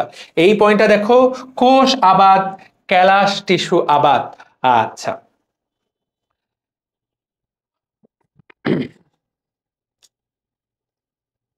এখানে দুটো টার্ম দেওয়া আছে, টার্মগুলো তুমি যদি পরীক্ষায় লিখো তোমার মার্ক বেড়ে যাবে। প্রথম কথা হচ্ছে যে এখানে ক্লোন তৈরি করা হচ্ছে, তাকায় দেখো, ক্লোন। ক্লোন, ক্লোন মানে কি রে ভাইয়া? হুবহু একই রকম, তাই না? ক্লোন মানে কি? ক্লোন মানে এই যে একটা জিনিস আছে, সেইটার অনেকগুলো কপি তৈরি করলাম, এই হলো ক্লোন। এখন যদি দেহকোষের ক্লোন করা হয়, দেহকোষ হলো 2n, সেইটার ক্লোন করলে অনেকগুলা, এইটাকে বলা হবে সোমা ক্লোনাল। আর ধরো গ্যামিট, যেটা কিনা n, এইটার অনেকগুলা কপি করলা, অনেকগুলো কপি করলা, সহজ ভাষা এটাকে বলে গ্যামিটোক্লোনাল। শুক্রাণু ডিম্বাণুকে আমরা বলি গ্যামিট। তো কোন আবাদী উদ্ভিদের কোষ বা টিস্যু হতে তুমি যখন অনেকগুলা তৈরি করবা, সেটাকে বলবো আমরা সোমাক্লোনাল। যখন গ্যামিট থেকে অনেকগুলা তৈরি করবা, তখন সেটাকে আমরা বলবো গ্যামিটোক্লোনাল। এখানে একটা শব্দ দেওয়া হলো ভ্যারিয়েশন। কি দেওয়া? শব্দ দেওয়া হলো ভ্যারিয়েশন। ভাইয়া ভ্যারিয়েশন কি জিনিস? ভ্যারিয়েশন যদি তোমাকে আমি বোঝাতে চাই খুব সহজ ভাষায়, আমরা বলি না যে ভ্যারাইটি, বিশেষ করে মেয়েরা যখন ঈদের কাপড় শপিং করতে যায়, ধরো ড্রেসের ডিজাইনটা একই, তখন বলে একই ডিজাইনের ভিন্ন কালার দেখান, এইটার নাম হলো ভ্যারিয়েশন। আর কোনো ভ্যারিয়েশন নাই এটার, একই ডিজাইনের ভিন্ন কালার, তার মানে জিনিসটা একই। যেমন আইফোন, ধরো iPhone 15, iPhone 15 pro max. IPhone 15 pro ম্যাক্সের জিনিসটা কিন্তু প্রজাতি কিন্তু আইফোন 15 প্রো ম্যাক্স, কিন্তু ভ্যারাইটি কয়টা? কালার আছে ব্ল্যাক, গোল্ডেন, 4-5 রকমের কালার আছে, এটাকে বলে ভ্যারিয়েশন। তো এই পদ্ধতিতে ভ্যারিয়েশন তৈরি হওয়ার পর সেই ভ্যারিয়েশনটাকেও তুমি চাইলে অনেক বেশি বিস্তার করতে পারবা। যখন এটা দেহকোষ থেকে তৈরি হবে সেটাকে বলে সোমাক্লোনাল ভ্যারিয়েশন, যখন একটা গ্যামিট থেকে তৈরি হবে সেটাকে বলা হয় গ্যামিটোকোনাল ভ্যারিয়েশন। বাপরে বাপ, আমরা কতটুকু সময় নিয়ে ফেলেছি। ওকে ডান, এই টপিকটা পড়াই দিলাম। লাস্ট ওয়ান, এখান থেকে 2-3টা টপিক দেওয়া, ট্রান্সজেনিক উদ্ভিদ। এইটা সম্পূর্ণ একটা গুরুত্বপূর্ণ টপিক। ট্রান্সজেনিক এই চ্যাপ্টারই দেওয়া আছে। ট্রান্সজেনিক সেটা কিন্তু রিকম্বিনেন্ট ডিএনএ প্রযুক্তির ক্ষেত্রে ব্যবহৃত হয়, ঠিক আছে? তো রিকম্বিনেন্ট ডিএনএ প্রযুক্তিতে আমরা তৈরি করলাম একটা ট্রান্সজেনিক উদ্ভিদ। তৈরি করার পর সেটাকে টিস্যু কালচারের মাধ্যমে চাইলে আমরা সংখ্যায় অনেক বেশি বাড়াই দিতে পারি। এই কথাটাই এই জায়গায় বলা হয়েছে। ওকে, ঠিক আছে। এখানে 2-একটা টপিক জাস্ট লিখবা। ভ্রূণ উদ্ধার, দেহজ ভ্রূণ সৃষ্টি। উদাহরণ লেখা যেতে পারে দেহজ ভ্রূণ সৃষ্টি, এইটা মেডিকেল ভর্তি পরীক্ষায় প্রশ্ন আসছে। গাজর, আলফা আলফা, অল্প জায়গায় অসংখ্য ভ্রূণ তৈরি করা যায়। জাস্ট কোথায় কোথায় তৈরি করা যায় উদাহরণ লিখবা, জাস্ট উদাহরণ লিখবা, ঠিক আছে? তো 15টা পয়েন্ট আমি চেষ্টা করলাম A to Z গুছিয়ে দেওয়ার। কেউ যদি চাও এই ছবিটা দেওয়ার, ছবিটা চাইলে দিতে পারো, যদি অঢেল সময় থাকে, না থাকলে নাই। যদি অঢেল সময় থাকে, না থাকলে নাই, ঠিক আছে? অঢেল সময় থাকলে এটা করবা, না হলে করার দরকার নাই। যেমন তুমি তাকায় দেখো মেরিস্টেম কালচারের গুরুত্ব কি, আগেই বলেছি। মেরিস্টেম কালচারের গুরুত্ব হলো রোগ মুক্ত, ভাইরাস মুক্ত উদ্ভিদ তৈরি করা। এইটা একটা গুরুত্বপূর্ণ কথা। এইখানে কিন্তু এমন কিছু লেখা আছে যেটা ভেতরে ক্লিয়ার কাট লেখা নাই। পরাগধানী কালচারের মাধ্যমে কিন্তু হ্যাপ্লয়েড উদ্ভিদ তৈরি করা যায়, এইটা লেখা আছে। প্রোটোপ্লাস্ট কালচারের মাধ্যমে কিন্তু সংকর উদ্ভিদ বা হাইব্রিড তৈরি করা যায়। ভ্রূণ কালচারের মাধ্যমে বীজহীন ট্রিপ্লয়েড উদ্ভিদ তৈরি করা যায়। এইগুলা এমসিকিউ এর জন্য। ভাইয়া আমি এটা এখন পরীক্ষায় লিখতে চাই না, না লিখলেও চলবে। তুমি যদি 15টা গুরুত্ব A to Z লিখো, দ্যাট উইল বি এনাফ। এইটা অ্যাডমিশনের জন্য আমাদেরকে পড়তে হবে, বাট আপাতত এইটা না পড়লেও চলছে তোমার। তাহলে টিস্যু কালচার থেকে তোমার 2টো পয়েন্ট 100-এ 100 কমন চলে আসছে ভাইয়া। আমি তোমাকে গ্যারান্টি দিলাম তুমি টিস্যু কালচারের পুরোপুরি তুমি এটা কমন পেয়ে যাবা। যদি কেউ সুপার পড়ালেখা করতে চাও, যে ভাইয়া আমি একটু সুপার পড়ালেখা করে ফেলতে চাই, জাস্ট টিস্যু কালচারের সুবিধা অসুবিধাগুলো একটা রিডিং দিবা। সুবিধাগুলো কি ভাইয়া? গুরুত্বগুলাই সুবিধা। এতক্ষণ যা পড়ালাম সেগুলা এখানে আবার একটা একটা করে এখানের পয়েন্ট লিখবা না, ওই কথাগুলাই আবার এখানে, সেগুলোই হলো সুবিধা। আর অসুবিধা হলো ভাই অনেক জিনিসপত্র দামি, তাই না? রোগ মুক্ত তৈরি করা খুব কঠিন, জিনিসপত্রের প্রচুর দাম, এবং জিনিসপত্র এগুলা জীবাণু দ্বারা আক্রান্ত হওয়ার সম্ভাবনা খুব বেশি। সবসময় প্রশিক্ষণপ্রাপ্ত লোক লাগবে। কৃষকরা, তুমি আমি এটা পারবো না, এটা আমাদের উদ্ভিদ বিজ্ঞানী লাগবে, জীব বিজ্ঞানী লাগবে, এই রকম জিনিসপত্র, ঠিক আছে? তাহলে এইটা হলো অসুবিধা। কেউ একবার চাইলে কেউ রিডিং করে নিতে পারো, বাট এখান থেকে প্রশ্ন আসার কোনো কারণ নাই প্রিয় ভাই ও বোনেরা। তাহলে টিস্যু কালচার টপিকটা আমরা A to Z গুছিয়ে ফেলতে পারলাম বলে আমি বিশ্বাস করি। That's one shot tissue culture, right? তাহলে টিস্যু কালচার আমাদের আলোচনা শেষ হয়ে গেছে। এইটা থেকে তোমরা A to Z 3-এ 3, 4-এ 4 যেভাবেই প্রশ্ন আসুক পুরোপুরি উত্তর করতে পারবা। এরপরের টপিক রিকম্বিনেন্ট ডিএনএ প্রযুক্তি, তাই না? এইখান থেকে একটা প্রশ্ন আসবে। এবং ভাইয়া আগামী 10 মিনিটে আমরা রিকম্বিনেন্ট ডিএনএ প্রযুক্তির A to Z পড়ে ফেলবো। চলো শুরু করা যাক। রিকম্বিনেন্ট ডিএনএ প্রযুক্তি, এই প্রযুক্তির অপর নাম জেনেটিক ইঞ্জিনিয়ারিং। তোমরা অনেকেই ভবিষ্যতে ইঞ্জিনিয়ারিং পড়বা, এবং অনেকেই এই ইঞ্জিনিয়ারিংয়ের মধ্যে জেনেটিক ইঞ্জিনিয়ারিং পড়বা, তাই তো? ঢাকা ভার্সিটির সবচেয়ে টপমোস্ট, সায়েন্সের সবচেয়ে টপমোস্ট রেটেড সাবজেক্ট, সবাই জেনেটিক ইঞ্জিনিয়ারিং পড়তে চায়। যদিও বাংলাদেশে জেনেটিক ইঞ্জিনিয়ারিংয়ের খুব বেশি জব অ্যাভেলেবল নাই, কিন্তু this is a subject of the future. ফিউচারের বিজ্ঞানীরা, ফিউচারের সেরা বিজ্ঞানীরা কিন্তু জেনেটিক ইঞ্জিনিয়ারিং পড়ছে। আজকে আমরা যে সকল রোগ সমাধান করতে পারছি না, ভবিষ্যতে সেই সকল রোগকে আমরা হয়তোবা জেনেটিক ইঞ্জিনিয়ারিংয়ের বেশ কিছু জিনিসকে কাজে লাগিয়ে হয়তোবা সে সকল রোগকে আমরা পৃথিবী থেকে চিরতরে মুছে দিতে পারবো। তো this is a science for the future. তো এই মুহূর্তে আমরা ফিউচারের দিকে তাকাবো না, এই মুহূর্তে আমরা প্রেজেন্সের দিকে তাকাবো। পরীক্ষা প্রশ্ন আসবে, জেনেটিক ইঞ্জিনিয়ারিংয়ের ধাপগুলো লিখো এবং সেটার গুরুত্ব নিয়ে আলোচনা করো। ভাইয়া একই রকম ধাপ আর গুরুত্ব একইভাবে। সবার আগে কি বলে ফেলবা, জেনেটিক ইঞ্জিনিয়ারিং কাকে বলে, এটা থেকেও প্রশ্ন আসতে পারে। তবে মূলত এখানে টার্ম দুটো কাছাকাছি কিন্তু দুটো আলাদা আলাদা। তো সাধারণত পরীক্ষায় আসলে ডিএনএ রিকম্বিনেশন বা রিকম্বিনেন্ট ডিএনএ প্রযুক্তির ধাপ আসবে। তো সেইটাতে আগে যাব। তার আগে যেহেতু খ নাম্বারে জিন প্রকৌশল বা জেনেটিক ইঞ্জিনিয়ারিং আসতে পারে, এইটা সংজ্ঞাটা সবাই পড়ে নিবা। সেইটা কি তুমি দেখো, আলটিমেটলি কি করব আমরা, কোনো জীবের ডিএনএতে পরিবর্তন ঘটাবো।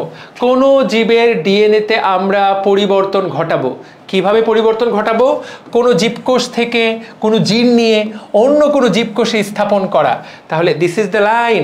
দেখো, একটা জীবকোষ থেকে জিন নিব, আরেকটা জীবকোষে স্থাপন করব, যার শরীরে স্থাপন করব তাকে আমরা বদলাই দেব। এটার নাম জেনেটিক ইঞ্জিনিয়ারিং, এবং এটার নামই আসলে রিকম্বিনেন্ট ডিএনএ প্রযুক্তি। তুমি যদি দেখো এখানে কিন্তু লেখাও আছে যে কাকে বলা হয় রিকম্বিনেন্ট ডিএনএ। তুমি দেখো, একটা জীবের কোষ থেকে ডিএনএর একটা অংশ রেস্ট্রিকশন এনজাইমের সাহায্যে কেটে নিয়ে অন্য জীবের ডিএনএর সাথে মেলানোর ফলে নতুন যে ডিএনএ উৎপন্ন হয় সেটাকে বলে রিকম্বিনেন্ট ডিএনএ। যে প্রযুক্তিতে এই পদ্ধতি প্রয়োগ করা হয় সেইটাকে বলা হয় recombinant DNA technology, recombinant DNA প্রযুক্তি। ভাইয়া কথা দিন শেষে একটাই, কথাটা ঘুরে ফিরে একটাই। সেইটা কি? সেই কথাটা হলো একটা জীবের জিন থেকে ছবিটা পড়লেই পড়া শেষ, একবারেই পড়ায় ফেলবো আমি। বারবার একই জিনিস পড়াবার মানে হয় না ভাইয়া। গত 12 বছর ধরে এই জিনিস হুবহু একই রকম আছে। আমি এটা পরীক্ষার হলে এঁকেছিলাম, আমার স্পষ্ট মনে আছে। আমি আমার এইচএসসি পরীক্ষায় এই ছবি এঁকে এসেছিলাম। তোমরাও হয়তোবা আঁকতে যাচ্ছ, কোনো না কোনো বোর্ডে তো আসবেই। আমার মনে হয় সকল বোর্ডে এই প্রশ্নটা আসার কথা। ভাইয়া কোন ছবিটা আঁকতে হবে? এই যে এই ছবিটা, পেজ নাম্বার 395। ভাইয়া একটা কোষ থেকে ডিএনএ কেটে নিয়ে, এইখান থেকে ডিএনএর একটা অংশ কেটে নিয়ে আরেকটা কোষের মধ্যে সেই ডিএনএটা ঢুকায় দিয়ে যেই প্রয়োগটা, সেটার নাম হলো রিকম্বিনেন্ট ডিএনএ প্রযুক্তি। তাহলে ভাইয়া আমরা এই জায়গায় চলো আলোচনা শুরু করি। রিকম্বিনেন্ট ডিএনএ প্রযুক্তিতে কি আছে কি নাই সেইটা নিয়েই আমাদের আলোচনা আজকের ভাই। চলেন আলোচনাটা শুরু হোক। তাহলে রিকম্বিনেন্ট ডিএনএ প্রযুক্তিতে একটা জীবের ডিএনএ নেওয়া হবে এবং সেই জীবের ডিএনএটা আরেকটা জীবে স্থানান্তর করা হবে। একটা জীবের ডিএনএ আরেকটা জীবে স্থানান্তর করব এবং সেই জীব থেকে আমরা কাঙ্ক্ষিত কোনো একটা কিছু উৎপাদন করব। তাহলে এখানে জীব লাগবে দুইটা, এই জীবের ডিএনএ লাগবে, এই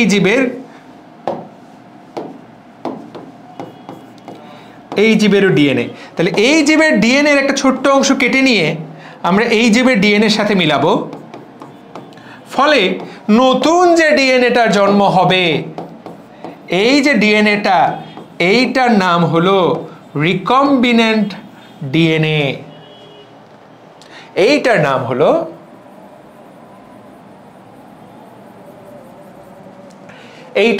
রিকম্বিনেন্ট ডিএনএ। ভাইয়া একটা জীব থেকে আমরা কাঙ্ক্ষিত ডিএনএর অংশ আরেকটা ডিএনএর সাথে যুক্ত করে দিলাম। যুক্ত করে দেওয়ার পর নতুন যে ডিএনএ তৈরি হলো সেটাকে বলে রিকম্বিনেন্ট ডিএনএ। তো এইটা দিয়ে আমরা কি করব? এইটা দিয়ে আমরা নির্দিষ্ট প্রোডাক্ট তৈরি করব। এখন আমরা এইটা নিয়ে আলোচনা করব।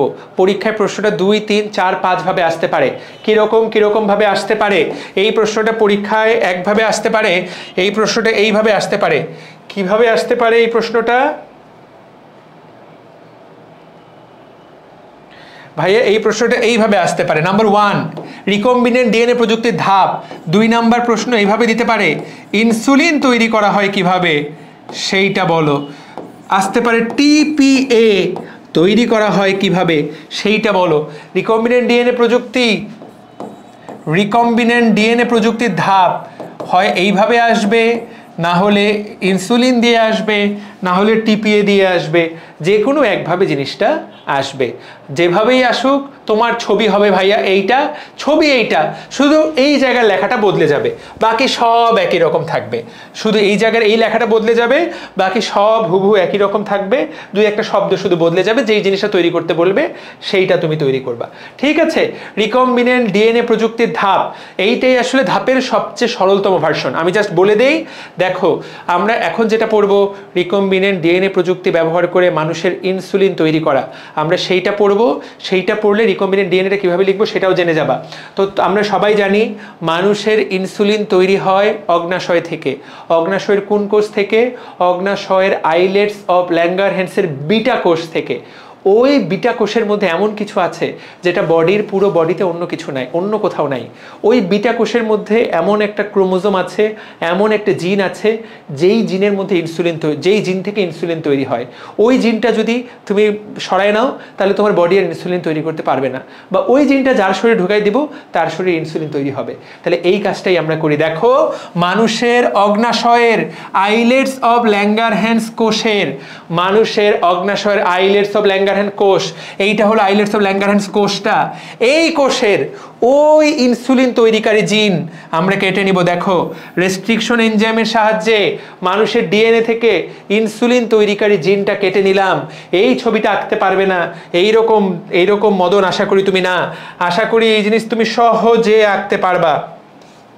এই জিনিস আঁকতে পারছো না এমন করার কথা তোমার না। এইরকম মানুষের কোষ আঁকবা। এই হলো আমাদের এই হলো আমাদের নিউক্লিয়াস। এই যে তুমি ডিএনএ, এই জায়গা থেকে ছোট্ট একটা তুমি কেটে নিবা কোন এনজাইমের সাহায্যে? Restriction enzyme. আশা করি এইটা তুমি জানো। এখন এই যে এইভাবে কাটে লাভ কি? এইটাকে তুমি লাগাবা কোথায়? এইটা আমরা লাগাবো ব্যাকটেরিয়ার প্লাজমিডে। কোন জায়গায় লাগাবো? ব্যাকটেরিয়ার প্লাজমিডে। কোন ব্যাকটেরিয়া? E. coli bacteria. এই ইকোলাই ব্যাকটেরিয়াটাকে কোথায় পাওয়া যাবে? কোলাই মানে কোলন। এইটা মানুষের কোলনের মধ্যে থাকে, মানুষের অন্ত্র, আমাদের নাড়িভুঁড়ির মধ্যে থাকে। এই ব্যাকটেরিয়ার একটা স্পেশাল জিনিস থাকে যার নাম প্লাজমিড। এই প্লাজমিডের মধ্যে আমরা এই জিনিসটা লাগাবো। এখন এইটা লাগাতে হলে ভাইয়া এইখানে দেখো, এই জায়গাটার জন্য তো প্লাজমিডের এই জায়গাটা ফাঁকা করতে হবে, নাহলে এটা কোথায় সেট করবা? তাহলে আমরা আগে প্লাজমিডেরও একটা নির্দিষ্ট জায়গা কেটে ফেলবো। ইনসুলিন জিনের মাপে প্লাজমিডের এই জায়গাটা কেটে ফেললাম। তাহলে প্রথমে আমরা ইনসুলিনের জিনটা কেটে নিলাম, প্লাজমিডেরও ওই জায়গাটা ফাঁকা করলাম ইনসুলিন জিন লাগানোর জন্য। এরপর ভাইয়া এটাকে লাগাই দিলাম কোন এনজাইমের সাহায্যে? লাইগেজ। তাহলে প্রথম ধাপে দুই জায়গায় কাটবো। কাঁচিটার নাম কি? Restriction enzyme. এখানেও রেস্ট্রিকশন এনজাইম, এখানেও রেস্ট্রিকশন এনজাইম। দুইজনকে লাগাবো কোন এনজাইমের সাহায্যে? লাইগেজ। ভাইয়া ছবিটা কম্পাস দিয়ে একবার জাস্ট কম্পাস বসাবা এবং কালার করে দিবা। এটা কালো কালার করে দিবা আর এটা সাদা থাকবে। এদের দুইজনকে জোড়া লাগাই দিলা।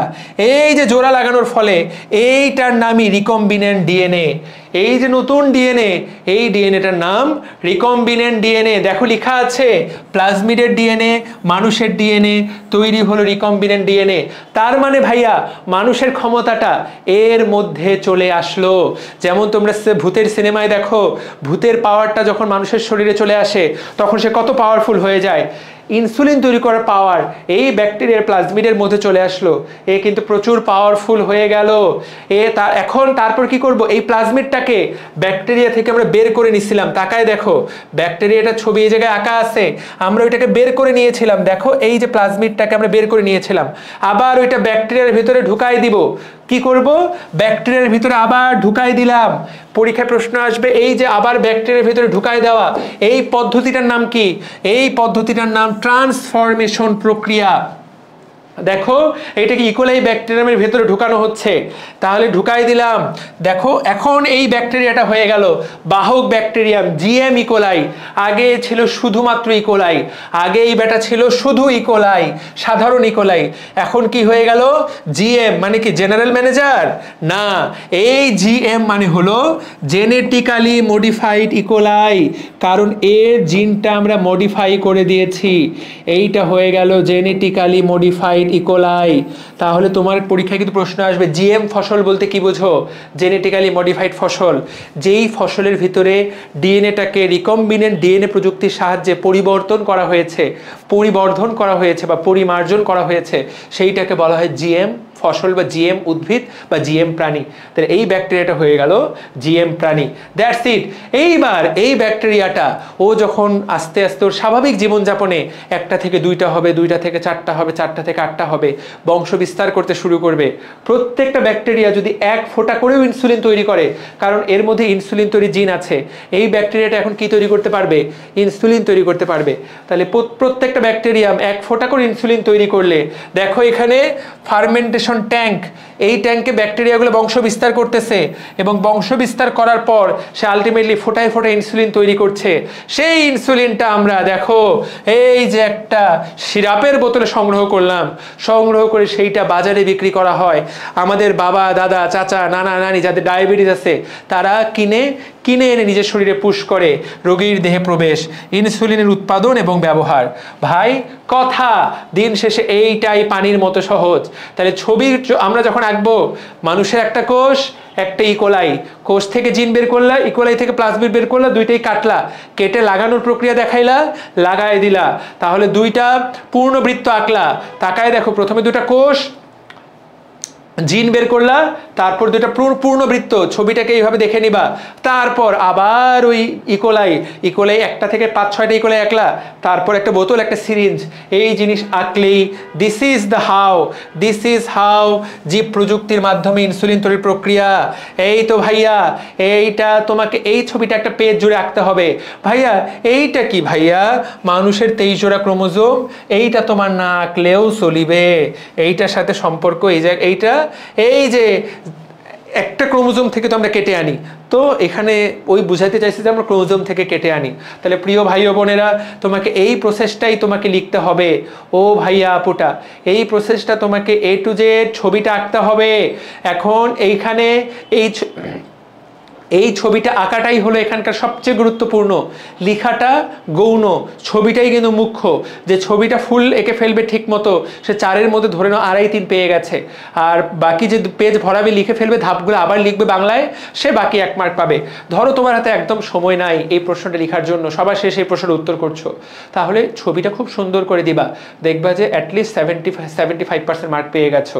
আমি এটা বিশ্বাস করি। ঠিক আছে, তাহলে প্রশ্ন ইনসুলিন তো পড়েই ফেললাম। তো দেখো, ইনসুলিন তৈরির ধাপ, জিন প্রকৌশলের মাধ্যমে মানুষের ইনসুলিন উৎপাদন। ঠিক আছে, ধাপগুলা। ইনসুলিন পাওয়া যায়, তুমি লিখবা ইনসুলিন পাওয়া যায় অগ্নাশয়ের আইলেটস অফ ল্যাঙ্গারহ্যান্সের বিটা কোষের মধ্যে। সেই কোষের কয় নাম্বার ক্রোমোজোমে? সেই কোষের 11 নাম্বার ক্রোমোজোমে। তারপর তাহলে এইটাই লেখা আছে। আবার দেখো, প্রথম কাজ কি? এইখান থেকে খেলাটা শুরু করছিলাম, মনে আছে? ইনসুলিন উৎপাদনকারী প্রথমে তুমি জিন শনাক্ত করবে। এটা কোথায় থাকে রে ভাইয়া? 11 নাম্বার ক্রোমোজোমে। এইটা 11 নাম্বার ক্রোমোজোমে থাকে। দ্যাটস ইট, এর বেশি কিছু জানার দরকার নাই। তারপর তুমি কি ঠিক করবা? বাহক ঠিক করবা। বাহককে, বাহক আমাদের প্লাজমিড, তাই তো?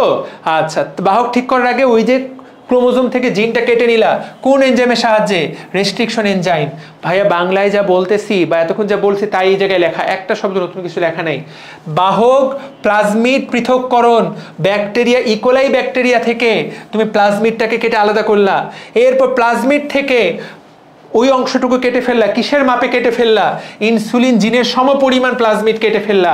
এরপর দুইটাকে একসাথে লাগাই দিলা। ভাই বাংলা ভাষায় লেখো, লাইগেজ এনজাইমের সাহায্যে লাগাই দিলা। লাগাই দেওয়ার ফলে রিকম্বিনেন্ট ডিএনএ তৈরি হলো। এরপর ওই রিকম্বিনেন্ট ডিএনএটাকে আবার ব্যাকটেরিয়ার শরীরে ঢুকাই দিলা। এই ব্যাকটেরিয়ার শরীরে ঢুকাই দেওয়ার পদ্ধতির নাম কি? এই ব্যাকটেরিয়ার শরীরে ঢুকাই দেওয়ার পদ্ধতির নামই হলো ট্রান্সফরমেশন। ট্রান্সফরমেশন প্রক্রিয়ায় ঢুকাই দিলা। প্রথম লাইনটা লিখলেই হবে, এতগুলা কথা না লিখলেও চলবে, কোনো লেখা দরকার নাই, এইটা আসলে লেখা দরকার নাই। যখন ঢুকাই দিলা, ব্যাকটেরিয়াটা জিএমও বা জিএম ইকোলাইতে পরিণত হলো। GM genetically modified, GMO genetically modified organism. তুমি জিএম লিখলেও হবে, জিএমও লিখলেও হবে, যেইটা লিখো সেইটাই। এরপর তুমি ওদেরকে সংখ্যা বৃদ্ধি করতে দিলা। কোথায়? ফার্মেন্টেশন ট্যাঙ্কে। ফার্মেন্টেশন ট্যাঙ্কটা কি? ওই যে একটা কালচার মিডিয়াম, যে এই জায়গায় ব্যাকটেরিয়াগুলো সংখ্যায় বৃদ্ধি হবে। এরপর ফোটায় ফোটায় ইনসুলিন তৈরি হবে। তুমি ইনসুলিন জমা করলা, সেই ইনসুলিনটাকে বিশুদ্ধ করলা, ইনসুলিনটাকে বাজারজাত করলা।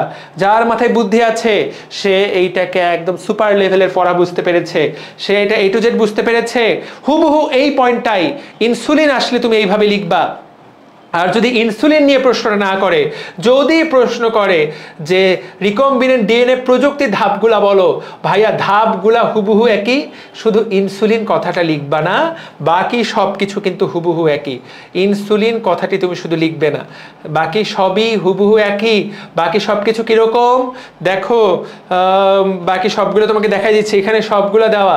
ছবি ওইটা আঁকাটাই বুদ্ধিমানের কাজ, ছবি আসলে ওইটাই আঁকা উচিত বলে আমি মনে করি। দেখো এই যে ধাপগুলা, প্লাজমিডের প্রকারভেদ, তাংসাং, এতগুলো না, রিকম্বিনেন্ট ডিএনএ প্রস্তুত করার ধাপ। প্রিয় ভাই ও বোনেরা, ধাপ 1 থেকে এইটা রিকম্বিনেন্ট ডিএনএ প্রযুক্তির ধাপ সমূহ নিম্নরূপ। দেখো তো, প্রথমে কাঙ্ক্ষিত ডিএনএ নির্বাচন, এরপর বাহক নির্বাচন, দুইটাই কেটে আলাদা করা, দুইটাকে লাইগেজ এক্সেমশন লাগাই দেওয়া, এরপর রিকম্বিনেন্ট ডিএনএটাকে ওর মধ্যে ঢুকায় দেওয়া, তারপর আলটিমেটলি কোন ইনসুলিন তৈরি হচ্ছে কিনা, প্রোডাক্ট তৈরি হচ্ছে কিনা সেইটা দেখা। ঠিক আছে, সো এই একদম হুবহু একই ঘটনা। সো এই ধাপগুলো এখানে হেডলাইন লিখছে, এখানে আবার বর্ণনা দিয়েছে। ভাইয়া আমরা কি করব? আমরা কি প্রত্যেকটা ধাপ লিখবো আবার বর্ণনা দিব? ভাইয়া প্রথমেই দেখো, কাঙ্ক্ষিত ডিএনএ নির্বাচন এবং পৃথকীকরণ। তুমি এত বড় লিখলে আর কোনোদিন তুমি এইটা পরীক্ষার হলে লিখে শেষ করে আসতে পারবে না। প্রিয় ভাই ও বোনেরা, প্রথম লাইনটা লিখলেই হবে, প্রথম লাইনটা লিখলেই হবে যে ডিএনএকে পৃথক করতে হবে। পৃথক করার জন্য আমরা কোন এনজাইম ব্যবহার করি? পৃথক করার জন্য আমরা রেস্ট্রিকশন এনজাইম ব্যবহার করি। রেস্ট্রিকশন এনজাইমের একটা সংজ্ঞা দিয়ে দিবা, দ্যাটস ইট। এইখানে এর চেয়ে বড় করে কোনো কিছু লেখার দরকার নাই। ভেক্টর বা বাহক নির্বাচন, ভাইয়া ভেক্টর বা বাহক নির্বাচন করার জন্য আমরা ইকোলাই, ব্যাকটেরিয়া, প্লাজমিড, একটাই উদাহরণ দিবা, এতগুলা লিখার দরকার নাই। বিশ্বাস করো, অল্প মেইন পয়েন্টটা লিখতে হবে, 2 থেকে 3 লাইন লিখতে হবে। এরপর কাঙ্ক্ষিত ডিএনএতে নির্দিষ্ট স্থানে কাঙ্ক্ষিত ডিএনএকে কাটা, ওই যে যেমন ইনসুলিনটাকে কাটা, ওইটাই লিখছে। কিসের সাহায্যে কাটবা? রেস্ট্রিকশন এনজাইমের সাহায্যে কাটবা। জটিল করে লেখার দরকার নেই, সহজ বাংলায় লিখবা। তারপর কাটা এনজাইমটাকে প্লাজমিডের এনজাইমের সাথে লাগাই দিবা, তৈরি হবে রিকম্বিনেন্ট ডিএনএ। এরপর রিকম্বিনেন্ট ডিএনএটাকে পোষক দিয়ে ঢুকাই দিবা, আবার ইকোলাই ব্যাকটেরিয়ার সঙ্গে ঢুকাবা। ভাইয়া এখান থেকে না লিখে তুমি যদি ওইখান থেকে লিখো তাহলেই হবে। শুধুমাত্র এইখানে তখন আমাদেরকে লিখতে হবে ইকোলাইয়ের জায়গায় লিখবা পোষক, কাঙ্ক্ষিত ওখানে ইনসুলিনের জিনের জায়গায় লিখবা কাঙ্ক্ষিত ডিএনএ। শব্দগুলো শুধুমাত্র এমনি চেঞ্জ হবে, ওই বর্ণনাটা লেখাটাই বেশি ভালো। এখান থেকে প্রথম প্রবেশ করানো হয়, এই প্রবেশ করানোর প্রসেসকে বলা হয় ট্রান্সফরমেশন। তখন ব্যাকটেরিয়াটাকে বলা হবে জিএম বা ট্রান্সফর্ম ব্যাকটেরিয়া। হুবহু একই জিনিস, ছবি ওইটা আঁকাটাই বুদ্ধিমানের কাজ, এইগুলো আঁকার চেয়ে। পরবর্তীতে এই ডিএনএটা থেকে ইনসুলিন তৈরি হচ্ছে কিনা বা কাঙ্ক্ষিত প্রোডাক্ট তৈরি হচ্ছে কিনা সেই জিনিসটা খোঁজা। সেইটা খোঁজার জন্য কি ব্যবহার করা হয়? সেইটা খোঁজার জন্য জেনেটিক প্রোব ব্যবহার করা হয়। তা তুমি লিখবা যে ইনসুলিন তৈরি হচ্ছে কিনা সেইটা প্রাথমিকভাবে পরীক্ষা করে দেখা হয়। তো পরীক্ষা করে দেখা হয়, এইটুকু লিখলেই হবে, এর চেয়ে জটিল কোনো কিছু লেখার দরকার নাই। আমি তোমাকে গ্যারান্টি দিয়ে বলছি যে এর চেয়ে বেশি কিছু না লিখলেও চলবে। ঠিক আছে, ওকে। আমার মনে হয় যে ওই ছবিটা এবং ওই ছবিটা লিখে পয়েন্ট ওইভাবে লিখতে হবে, পয়েন্ট ওইটা ফলো করাটাই বুদ্ধিমানের কাজ। তাহলে তোমার লেখা সহজ হবে, স্যারেরও বুঝতে সহজ হবে। এইগুলো লিখতে গেলে তুমি পাগল হয়ে যাবা, পাগল হলে তুমি খুব একটা ভালো আউটপুট দিতে পারবা না। ভাইয়া তাহলে যদি বলে রিকম্বিনেন্ট ডিএনএ প্রযুক্তির ধাপ, যদি বলে ইনসুলিন সম্পর্কে লিখতে মানা করে, তাহলে তুমি কি করবা? তাহলে ভাইয়া তুমি বর্ণনার ক্ষেত্রে ইনসুলিন উৎপাদনকারীর জায়গায় সব জায়গায় কি বসাবা? কাঙ্ক্ষিত জিন শনাক্তকরণ, দ্যাটস ইট। বাকি সব কিন্তু একই। ঠিক আছে, বাহক, প্লাজমিড, ইকোলাইয়ের জায়গায় বসাবা বাহক। বা তুমি যদি এইটাও লিখে দাও তাতেও আসলে খুব একটা অসুবিধা নাই। তুমি চাইলে এইভাবে লিখতে পারো, উদাহরণের মাধ্যমে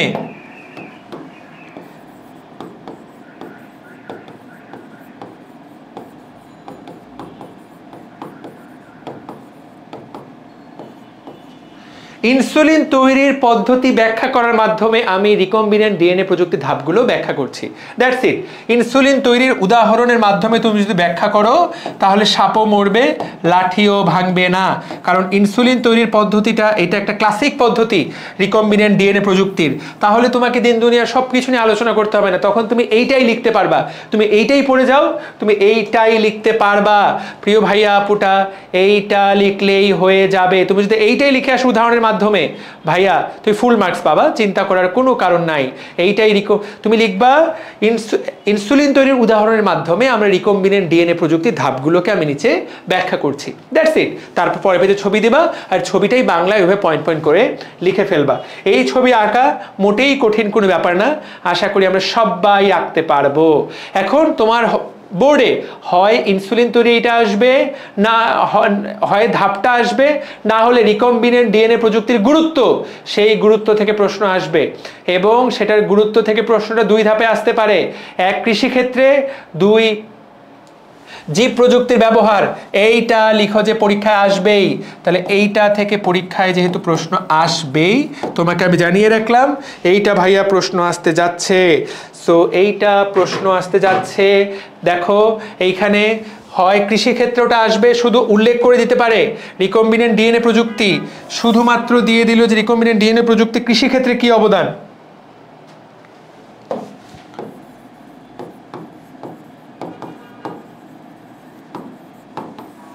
রিকম্বিনেন্ট ডিএনএ প্রযুক্তি দিয়ে দিতে পারে শুধু কৃষিক্ষেত্রে কি অবদান, অথবা চিকিৎসা ক্ষেত্রে, যে কোনো একটা। আর যদি কোনোটাই না দেয় তাহলে তুমি মোটামুটি ধরা সবগুলা রচনা লিখতে হবে একটা, তবে উল্লেখ করে দেওয়ার সম্ভাবনা বেশি। রিকম্বিনেন্ট ডিএনএ প্রযুক্তি কৃষিক্ষেত্রে কি কি অবদান, এইখানে দেখো কৃষিক্ষেত্রে একটা আলাদা করে লিখাই আছে, রিকম্বিনেন্ট ডিএনএ প্রযুক্তির প্রায়োগিক প্রয়োগ ব্যবহার কৃষিক্ষেত্রে। তাকায় দেখো ট্রান্সজেনিক উদ্ভিদ, হেডলাইনের দিকে তাকাও, ট্রান্সজেনিক উদ্ভিদ, এক ট্রান্সজেনিক উদ্ভিদ কত কিছু লেখা, গুণগত মান উন্নয়নে, সুপার রাইস গোল্ডেন রাইস তৈরিতে, রিকম্বিনেন্ট জাত উদ্ভাবনে, নাইট্রোজেন সংবন্ধনে, দ্যুতিময় উদ্ভিদ সৃষ্টিতে, বীজহীন ফল, খরাজাত, লবণাক্ততা, ট্রান্সজেনিক প্রাণী সৃষ্টিতে, এগুলো সব কৃষিক্ষেত্রে। ক্ষতিকারক ফসল দেখো শেষ নাই, মোটামুটি 10টা লিখতে হবে, মোটামুটি 10টা তোমাকে লিখে ফেলতে হবে কৃষিক্ষেত্রে আসলে। আর চিকিৎসা বিজ্ঞানী কি সেইটা আসলে আলাদা পয়েন্ট, আসলে কৃষিক্ষেত্রে আসবে আলাদা করে, বা স্বাস্থ্যক্ষেত্রে, চিকিৎসা ক্ষেত্রে। ভাইয়া আমি পয়েন্টগুলো দেখাই দিচ্ছি, মেইন পয়েন্টগুলো যাতে তুমি লিখতে পারো। দেখো ভাইয়া, আমরা যেহেতু এখানে জিন তৈরি জিন সাহায্য নিতে পারি, আমরা উদ্ভিদগুলোকে, অনুন্নত উদ্ভিদগুলোকে উন্নত উদ্ভিদে পরিণত করতে পারি। যেমন ট্রান্সজেনিক উদ্ভিদ, এই টপিকটার মধ্যে এত কথা বলার টাইম নাই। তো দেখো কোন জিনটা ট্রান্সফার করা হয়, এই ব্যাকটেরিয়ার জিন, ব্যাকটেরিয়াটা লিখে ফেলবা। এই ব্যাকটেরিয়ার জিন ট্রান্সফার করার মাধ্যমে ব্যাসিলাস থুরিয়েনজিয়েন্সিস, সংক্ষেপে বলে বিটি, তুলা গাছকে উন্নত করা হয়। শুধু এইভাবে তুলা গাছকেই না, দেখো তুলা গাছকেই না, গোল্ডেন রাইস, লেড ব্লাইট, আরো বেশ কিছু ট্রায়াল চলছে, তো তুলাকে উন্নত করা হচ্ছে। এবং এইভাবে দেখো বর্তমান সময়ে 60টি উদ্ভিদে পেঁপে, টমেটো, ভুট্টা, রাই ট্রান্সজেনিক উদ্ভিদ তৈরি করা হয়েছে। এগুলোর ফলে কি হবে, এই যে ট্রান্সজেনিক উদ্ভিদগুলা, এগুলোর কয়েকটা বৈশিষ্ট্য আছে, বৈশিষ্ট্যগুলো এইভাবে লিখবা। এরা জীবাণু প্রতিরোধী, এদেরকে জীবাণু আক্রমণ করতে পারে না, এরা জীবাণু প্রতিরোধী। এই গাছগুলোতে তুমি যদি আগাছা নাশক দাও তাহলে শুধু আগাছা মারা যাবে, এরা মারা যাবে না। এদের জাত খুব উন্নত হয়ে যায়, এদের ফল ফুলের উন্নত মান, উন্নত ফল, উন্নত ফুল, এইভাবে লিখবা। তাহলে ট্রান্সজেনিক উদ্ভিদগুলা উন্নত ফল, উন্নত ফুল, আগাছা নাশক প্রতিরোধী, এদেরকে আগাছা নাশক দিয়ে এদের কোনো ক্ষতি হয় না, এরা জীবাণু এদের কোনো ক্ষতি করতে পারে না। কোন ব্যাকটেরিয়া জিন ব্যবহার করা হয়, এই তো ব্যাসিলাস থুরিয়েনজিয়েন্সিস। এইটা পয়েন্ট লিখতে হবে। দেখো গুণগত মান, যেমন এখানে কোনটার উদাহরণ দেওয়া আছে, অস্ট্রেলিয়ার ভেড়াগুলা কোন ঘাস খায়, ক্লোভার ঘাস খায়। এই ঘাসগুলাকে সালফার সমৃদ্ধ করা হয়েছে, তুমি তাকায় দেখো এই ঘাসগুলাকে সালফার সমৃদ্ধ করা হয়েছে, ঠিক আছে। তো কিভাবে সালফার সমৃদ্ধ করা হলো, সূর্যমুখী থেকে জিন নিয়ে আসা হয়েছে, সূর্যমুখী থেকে জিন এনে এই ঘাসগুলাকে সালফার সমৃদ্ধ করা হয়েছে। ফলে যখন ভেড়া খাচ্ছে, ভেড়া এই ঘাস খাওয়ার মাধ্যমে সালফার সমৃদ্ধ হয়ে যাচ্ছে। ভেড়াকে আলাদা করে সালফার খাওয়াইতে হচ্ছে না, গাছগুলাকেই আমরা সালফারযুক্ত বানাই দিলাম। দেখা গেল যে আগে ভেড়া যে ঘাসগুলা খাইতো ওই ঘাসগুলোর মধ্যে সালফার ছিল না, এখন আমরা সূর্যমুখী থেকে সালফার তৈরি জিন আনে এই গাছের সাথে মিলাই দিলাম। ওই প্রক্রিয়াতে রিকম্বিনেন্ট ডিএনএ প্রযুক্তি। তাহলে ভেড়ার লোমগুলো এখন উন্নত হয়ে গেল। একইভাবে সুপার রাইস, ভাইয়া ভাতের মধ্যে তো শুধুমাত্র গ্লুকোজ আছে, তাই না, শর্করা। বিজ্ঞানীরা দেখলো যে আমরা যদি ভাতের মধ্যে এমন কিছু দিয়ে দেই যেটা খেলে রক্ত শূন্যতা দূর হবে, তাহলে দারুণ হয়। এই আইডিয়া থেকে জন্মেছে সুপার রাইস। দেখো তারা জ্যাপোনিকা টাইপ ধানে ডেফোডিল থেকে বিটা ক্যারোটিন মানে ভিটামিন এ তৈরি 4টা জিন এবং আয়রন তৈরি 3টা জিন মিলায় তৈরি করা হয়েছে সুপার রাইস। এই সুপার রাইস খাইলে ভিটামিন এ এবং আয়রনের পরীক্ষায় কিন্তু এমসিকিউ চলে গেল, কোন কোন ভিটামিন এ এবং আয়রন তৈরির জিন। পরীক্ষায় প্রশ্ন আসতে পারে ভাতের সুপার রাইসের মধ্যে কোনটা কোনটা থাকে, কোন ভিটামিন থাকে, ভিটামিন এ, কোন মৌলটা থাকে, আয়রনের অভাব পূরণ হবে সুপার রাইস খাইলে। ঠিক আছে, এই যে রোগ প্রতিরোধক্ষম জাত উদ্ভাবন, রিডিং দিয়ে দিবা। নাইট্রোজেন সংবন্ধন, নাইট্রোজেন সংবন্ধন কি, যত বেশি নাইট্রোজেন তত বেশি ফুল ফল পাতা তত বেশি ভালো হবে, যাতে উদ্ভিদের মূল অনেক বেশি নাইট্রোজেন সংবন্ধন করতে পারে, সেইটাই এই জায়গায় দেওয়া আছে। তুমি তাকায় দেখো, নাইট্রোজেন সংবন্ধনকারী ব্যাকটেরিয়া থেকে নিভ জিন নিয়ে এসে যাতে অনেক বেশি নাইট্রোজেন গ্রহণ করতে পারে আমরা উদ্ভিদের এটা ব্যাকটেরিয়ার মধ্যে দিয়ে দেওয়া হয়েছে এবং এই ব্যাকটেরিয়া যখন জমিতে যাবে, জমিতে অনেক বেশি নাইট্রোজেন আসবে, গাছ অনেক ভালো হবে। তো আলটিমেটলি নিভ জিনটা কোথায় ঢুকে দেওয়া হয়েছে, ব্যাকটেরিয়া, ইকোলাই ব্যাকটেরিয়ার শরীরে। এই ব্যাকটেরিয়া জমিতে যদি যায়, জমিতে নাইট্রোজেনের পরিমাণ বাড়ায় দিবে। তারপর দেখো এখানে একটা মজার, তামাক গাছকে জোনাকি পোকার সাথে মিলায় দেওয়া হয়েছে, তামাক প্লাস জোনাকি। তামাক গাছটা এখন জোনাকির মতো এরকম ভুকুত ভাকাত করে জ্বলবে। তুমি তাকায় দেখো, জোনাকি পোকা লুসিফারেজ এনজাইম তৈরি, লুসিফারের যে এনজাইম, এই এনজাইমের ফলেই কিন্তু জোনাকি এরকম আলো দেয়, সেইটার লুসিফারিন পদার্থটা আলো তৈরি করে। এই লুসিফারিন পদার্থ জিনটা তামাক গাছে ঢুকাই দিছে, ফলে তামাক গাছটা এখন জোনাকির মতো জ্বলে। বুঝতে পেরেছি? বীজহীন ফল, তরমুজ, বীজহীন তরমুজ উদ্ভাবন করা হচ্ছে রিকম্বিনেন্ট ডিএনএ প্রযুক্তির মাধ্যমে। খরা, মরু এলাকায়, যে এলাকায় পানি নাই সেই এলাকায় যাতে চাষবাস হতে পারে। দেখো ভুট্টা উদ্ভিদে, এইগুলা মুখস্থ করা খুব কঠিন, মনে রাখবো যে হেডলাইনটা মনে রাখলেই হবে, যে ভেতরেরটা মুখস্থ করতে পারবে সে খুব ভালো, কিন্তু তুমি মেইন কথাটা জানো, খরা উদ্ভিদে জাত সৃষ্টি, এইটা তোমার যদি মনে নাও থাকে, ভুট্টা মনে রাখো, যে জেনেটিক প্রযুক্তি ব্যবহার করে ভুট্টা উদ্ভিদকে, খরা প্রতিরোধী ভুট্টা উদ্ভিদ তৈরি করা হয়েছে। একইভাবে জেনেটিক প্রযুক্তি ব্যবহার করে লবণাক্ততা সহিষ্ণু বাদাম বা পিনাট তৈরি করা হয়েছে। ভাইয়া আমার তো এটা মনে থাকবে না, এইটা যদি নাও মনে থাকে ডাজন্ট ম্যাটার, পয়েন্টটা থাকলেই হয়েছে। আর যার এটা মনে রাখার ক্ষমতা আছে সে মনে রাখবা, মনে রাখতে হলে 5 থেকে 6 বার পড়তে হবে। আর কি দেওয়া আছে দেখো, ট্রান্সজেনিক প্রাণী বা জিএম প্রাণী তৈরি করা। প্রিয় ভাইয়া এবং আপুটা, এই প্রাণীগুলার দেখো কতগুলা বৈশিষ্ট্য, এই প্রাণীগুলা অনেক পরিমাণে দুধ মাংস দেয়, অনেক পশম হয়। তো এটা রিডিং পড়লেই বুঝতে পারবা সব কিছু উন্নত। হেডলাইনটা গুরুত্বপূর্ণ। এবং দেখো যেই ট্রান্সজেনিক উদ্ভিদগুলা, এদেরকে পোকামাকড় আক্রমণ করতে পারে না, এরা পোকামাকড় বিরোধী।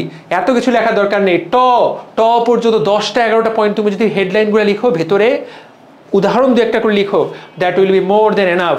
কৃষিক্ষেত্রে তুমি এর বেশি আমার মনে হয় না যে তোমার আর লেখার কোনো প্রয়োজন আছে।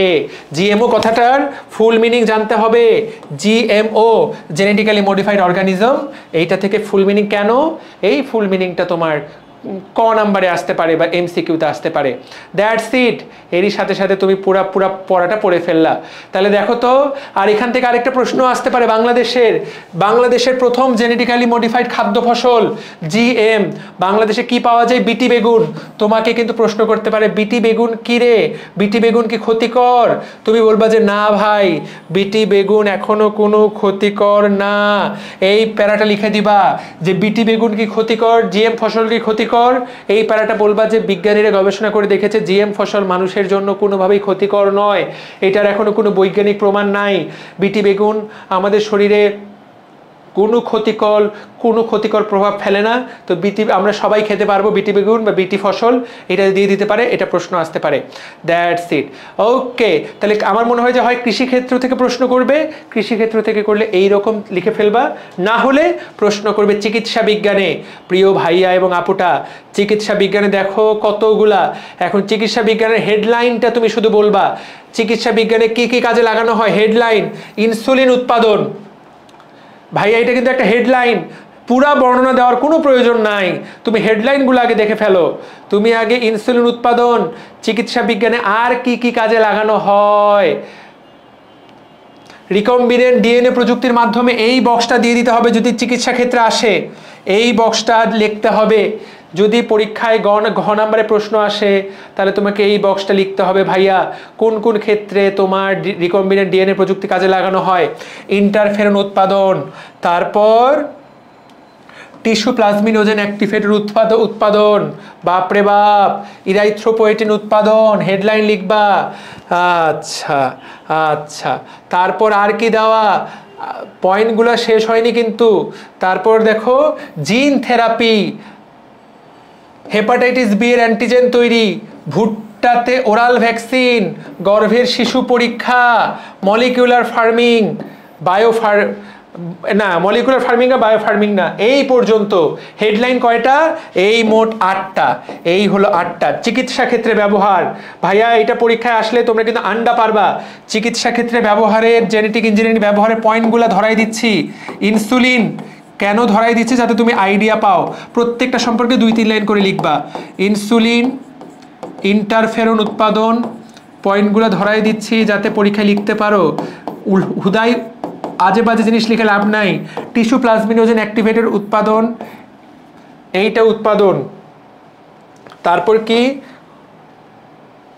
গেল কই, কতগুলা পয়েন্ট লিখলেই মার্ক, না পয়েন্ট না লিখলে মার্ক নাই। ইরাইথ্রোপোয়েটিন উৎপাদন, ইরাইথ্রোপোয়েটিন উৎপাদন, এই 4টা হুবহু একই জিনিস, এই 4টা হুবহু একই জিনিস।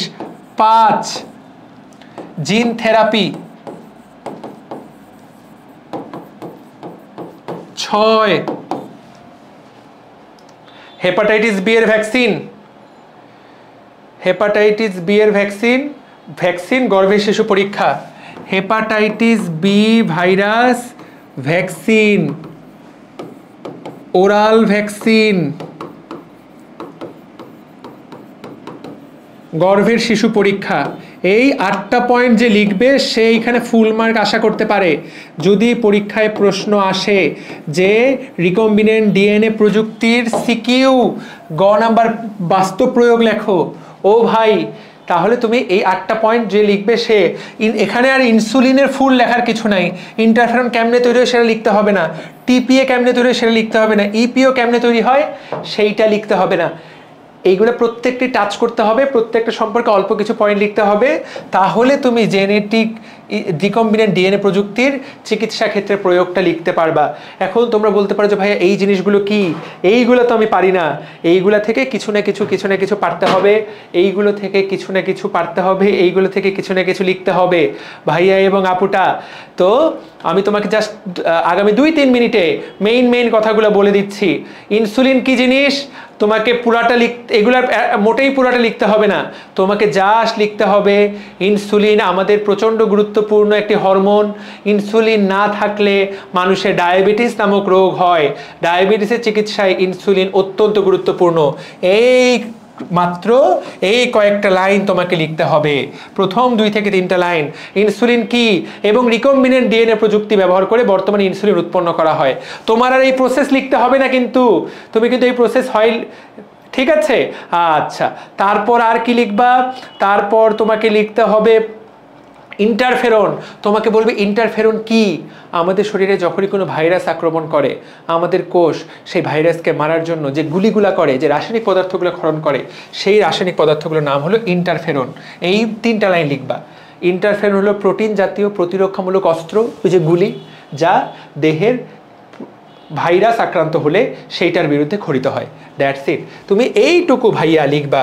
আমরা বর্তমানে রিকম্বিনেন্ট ডিএনএ প্রযুক্তি ব্যবহার করে এই ইন্টারফেরন তৈরি করতে পারি, ফলে বিভিন্ন রোগের চিকিৎসা ইন্টারফেরনের সাহায্য করা যায়।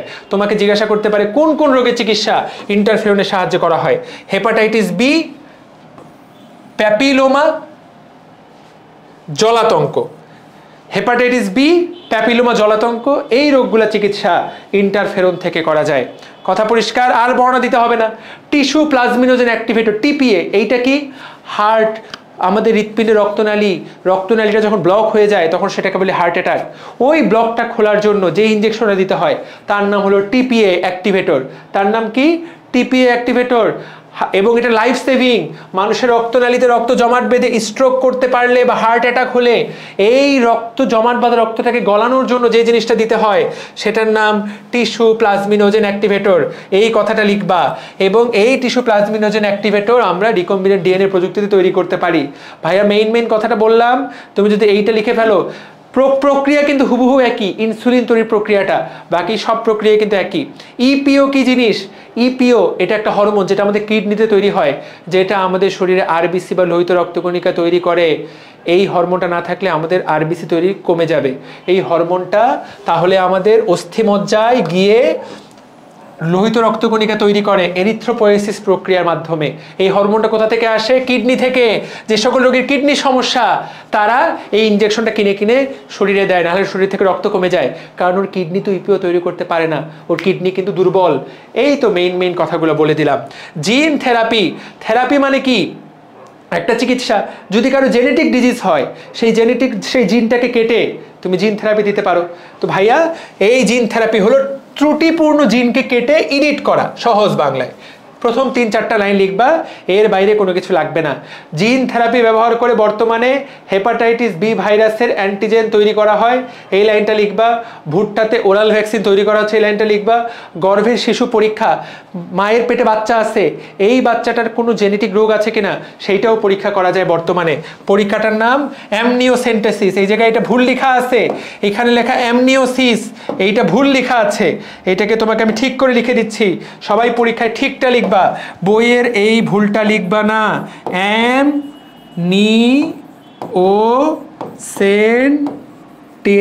অ্যামনিওসেন্টিসিস, তুমি এমনে লিখবা, অ্যামনিওসিস। ওখানে লেখা এই সেন্টি কথাটা ওই জায়গায় বাদ গেছে, সেন্টি কথাটা অ্যাড করে দিবা। গর্ভের শিশুতে কোনো রোগ আছে কিনা সেটা বোঝার জন্য যে পরীক্ষা সেটা হলো অ্যামনিওসেন্টিসিস। প্রিয় ভাইয়া আপুটা, এইখান থেকে দ্যাটস ইট, সবগুলো কথা A to Z বলে দিলাম। পিসিআর কি জিনিস? পলিমারের চেইন রিঅ্যাকশন, বই থেকে দেখাই দিচ্ছি, গো থ্রু করে ফেলবা। পিসিআর বই থেকে দেখাই দিচ্ছি। পিসিআর কিন্তু খ নাম্বারে আসবে। যতটুকু পড়াই দিলাম এই চ্যাপ্টারের মোটামুটি পুরোটা গুছাই দেওয়ার চেষ্টা করলাম। 2-1টা খ নাম্বারের, যেহেতু চ্যাপ্টারটা একটু কঠিন, যারা পড়ো নাই তাদের জন্য, তো যারা পড়েছো তাদের কাছে এগুলো ভাত পানি বলেই মনে হবে, কিন্তু যারা পড়োনি তাদেরকে দেখাই দিচ্ছি পিসিআর কোথায় পাবা। না হলে পরীক্ষায় আকাশ থেকে বলবা যে ভাই পিসিআরটা আবার কি। আমি তো ভিসিআর শুনছিলাম ছোটবেলায়, যেটাতে মানুষ সিনেমা দেখতো। পিসিআর কই থেকে আসলো? তো এই যে ভাইয়া পিসিআর, পলিমারের চেইন রিঅ্যাকশন, এই কয়েকটা পয়েন্ট তুমি যদি পিসিআর সম্পর্কে লেখো, দেখো পিসিআর পলিমারের চেইন রিঅ্যাকশন। ডিএনএর একটা ছোট্ট কপি নিবা, ওই কপিটাকে সেকেন্ডের ব্যবধানে, ঘন্টার ব্যবধানে কয়েক কোটি কপি বানাই ফেলবা। একটা কলম থেকে এরকম 10 লাখ কলম তৈরি হবে কিছুক্ষণের মধ্যে। নির্দিষ্ট জিন বা ডিএনএকে ক্লোনিং ঘটানো হয়। কোথায় ঘটানো হয়? এটা কাচের ভেতরে, ল্যাবরেটরিতে। এই জন্য এটা একটা ইনভিট্রো পদ্ধতি। এইখানে কোনো ধরনের জীবন, ভেক্টর কিচ্ছু লাগে না, এটা একটা গবেষণাগারে চালানো হয়। ঠিক আছে, ওকে। সো এখানে 2টা কথা লেখা, এটার বর্ণনা কোথায় দেওয়া আছে? এটার বর্ণনা দেওয়া আছে তার উপরে, ক্লোন, এই জায়গায় এটার বর্ণনা দেওয়া আছে। পিসিআর এই টপিকের উপরে যদি চলে যাই,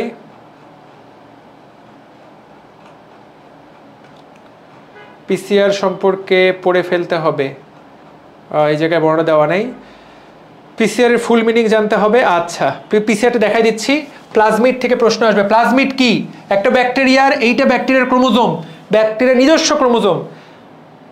এইটা ছাড়াও অতিরিক্ত একটা ক্রোমোজোম থাকে, অতিরিক্ত একটা ডিএনএ থাকে, সেটার নাম প্লাজমিড। মানুষের কিন্তু এরকম থাকে না, মানুষের কিন্তু অতিরিক্ত এই ডিএনএটা থাকে না, ব্যাকটেরিয়ার এই অতিরিক্ত ডিএনএটা থাকে। এই ব্যাকটেরিয়ার অতিরিক্ত ডিএনএটার নাম হলো প্লাজমিড। ঠিক আছে, ব্যাকটেরিয়ার এই অতিরিক্ত ডিএনএটার নাম প্লাজমিড। এই প্লাজমিডগুলো দেখো, এইগুলা কিন্তু ব্যাকটেরিয়ার মূল ডিএনএর বাইরের ডিএনএ।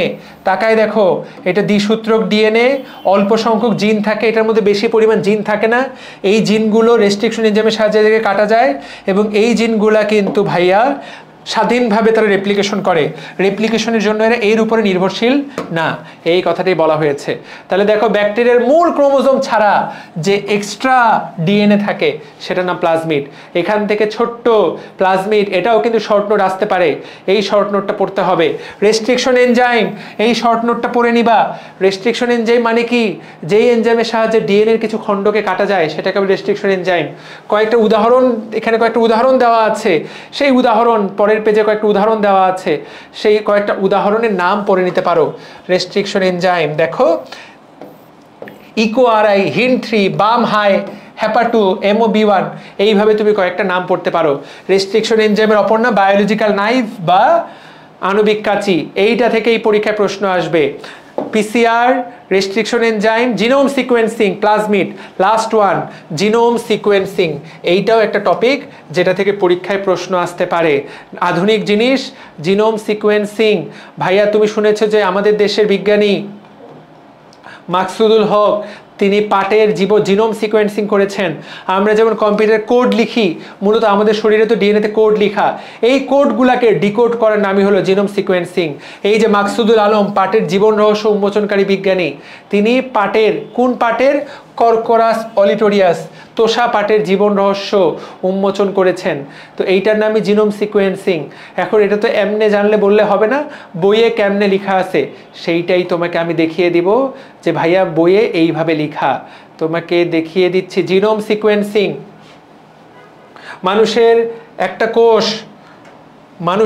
কোষে 46টা ক্রোমোজোম থাকে, 23 জোড়া, প্রত্যেক 23 বা এক সেট, প্রত্যেক 23 সেটকে বলে এক জিনোম, প্রত্যেক 23 সেটকে বলে এক জিনোম। তাহলে মানুষের একটা কোষের মধ্যে এক জোড়া জিনোম থাকে। এই ক্রোমোজোমগুলোর মধ্যে যে কোডগুলো লেখা আছে সেটাকে লিখে ফেলার নামই হলো জিনোম সিকোয়েন্সিং। দেখতে পাচ্ছ, মানুষে কোনো, আমাদের নিউক্লিয়াসে ক্রোমোজোমের একটা সেটকে বলে জিনোম, হ্যাপ্লয়েড সেটে একটা জিনোম থাকে, মানুষের ডিপ্লয়েড সেট 2টা জিনোম থাকে। তাহলে মানুষের কয়টা জিনোম থাকে? প্রত্যেকটা কোষে এক জোড়া জিনোম থাকে। এই জিনোমের মধ্যে ATGC গুলা যেভাবে সাজানো থাকে এই প্রক্রিয়াটাকে বলা হয় genome sequencing. That's it, reading পড়লেই হয়ে গেল। ATGC যেভাবে সাজানো থাকে এইটাকেই বলে জিনোম সিকোয়েন্সিং। এই পদ্ধতির আবিষ্কারক বিজ্ঞানী ডক্টর F. স্যাঙ্গার, যিনি পরবর্তীতে এটার জন্য নোবেল পুরস্কার পান। আর পাটের জিনোম সিকোয়েন্সিং করেছেন আমাদের দেশের বিজ্ঞানী ডক্টর মাকসুদুল আলম। এইটাও লিখে দিতে পারো। আমার মনে হয় যে এইটুকু লিখে দিলে না কমন পাওয়ার কোনো কারণ নাই। ঠিক আছে, বুঝাতে পারলাম? That's it. আর ডিএনএ ফিঙ্গারপ্রিন্ট, এটাও শর্ট নোট আসতে পারে। পৃথিবীর প্রত্যেকটা মানুষের ডিএনএ আলাদা, পৃথিবীর প্রত্যেকটা মানুষের ডিএনএ আলাদা। এই যে পৃথিবীর প্রত্যেকটা মানুষের ডিএনএ আলাদা, ইউনিক, সুনির্দিষ্ট, পৃথিবীর প্রত্যেকটা মানুষের ডিএনএ কারোর সাথে কারো মিলবে না, এইটার নামই ডিএনএ ফিঙ্গারপ্রিন্ট। পৃথিবীর প্রত্যেকটা মানুষের ফিঙ্গারপ্রিন্ট যেমন আলাদা, ঠিক তেমনি প্রত্যেকটা মানুষের ডিএনএও আলাদা। এই যে প্রত্যেকটা ডিএনএ আলাদা, স্বকীয়, ইউনিক, এইটাকেই বলা হয় ডিএনএ ফিঙ্গারপ্রিন্টিং। এবং মানুষের এই ডিএনএ খণ্ডগুলার ছবি তোলার পদ্ধতিকে বলা হয় ডিএনএ প্রোফাইল বা ডিএনএ ফিঙ্গারপ্রিন্ট। যাই হোক, অপরাধী ধরার ক্ষেত্রে বা একটা মানুষের ডিএনএগুলো দেখতেও আলাদা হবে, ডিএনএগুলো প্রোফাইলিং করা, ডিএনএকে সাজানো, প্রত্যেকটা মানুষের সাজানো ডিএনএগুলো দেখতে একটু আলাদা হবে, এটার নামই ডিএনএ প্রোফাইলিং। এইটাও একটা শর্ট নোট আসতে পারে। তো ভাইয়া আপুটা আমি গ্যারান্টি দিলাম এই চ্যাপ্টার থেকে তুমি যদি এই আমার দেখানো 4টা টপিক পড়ে ফেলো, আই থিঙ্ক এই চ্যাপ্টার আমরা A to Z গুছিয়ে ফেলতে পারবো ইনশাআল্লাহ। ঠিক আছে, চ্যাপ্টারটা শেষ করে কেমন লাগলো আমাকে জানিয়ে দাও। সবাই ভালো থাকো, সুস্থ থাকো। আসসালামু আলাইকুম।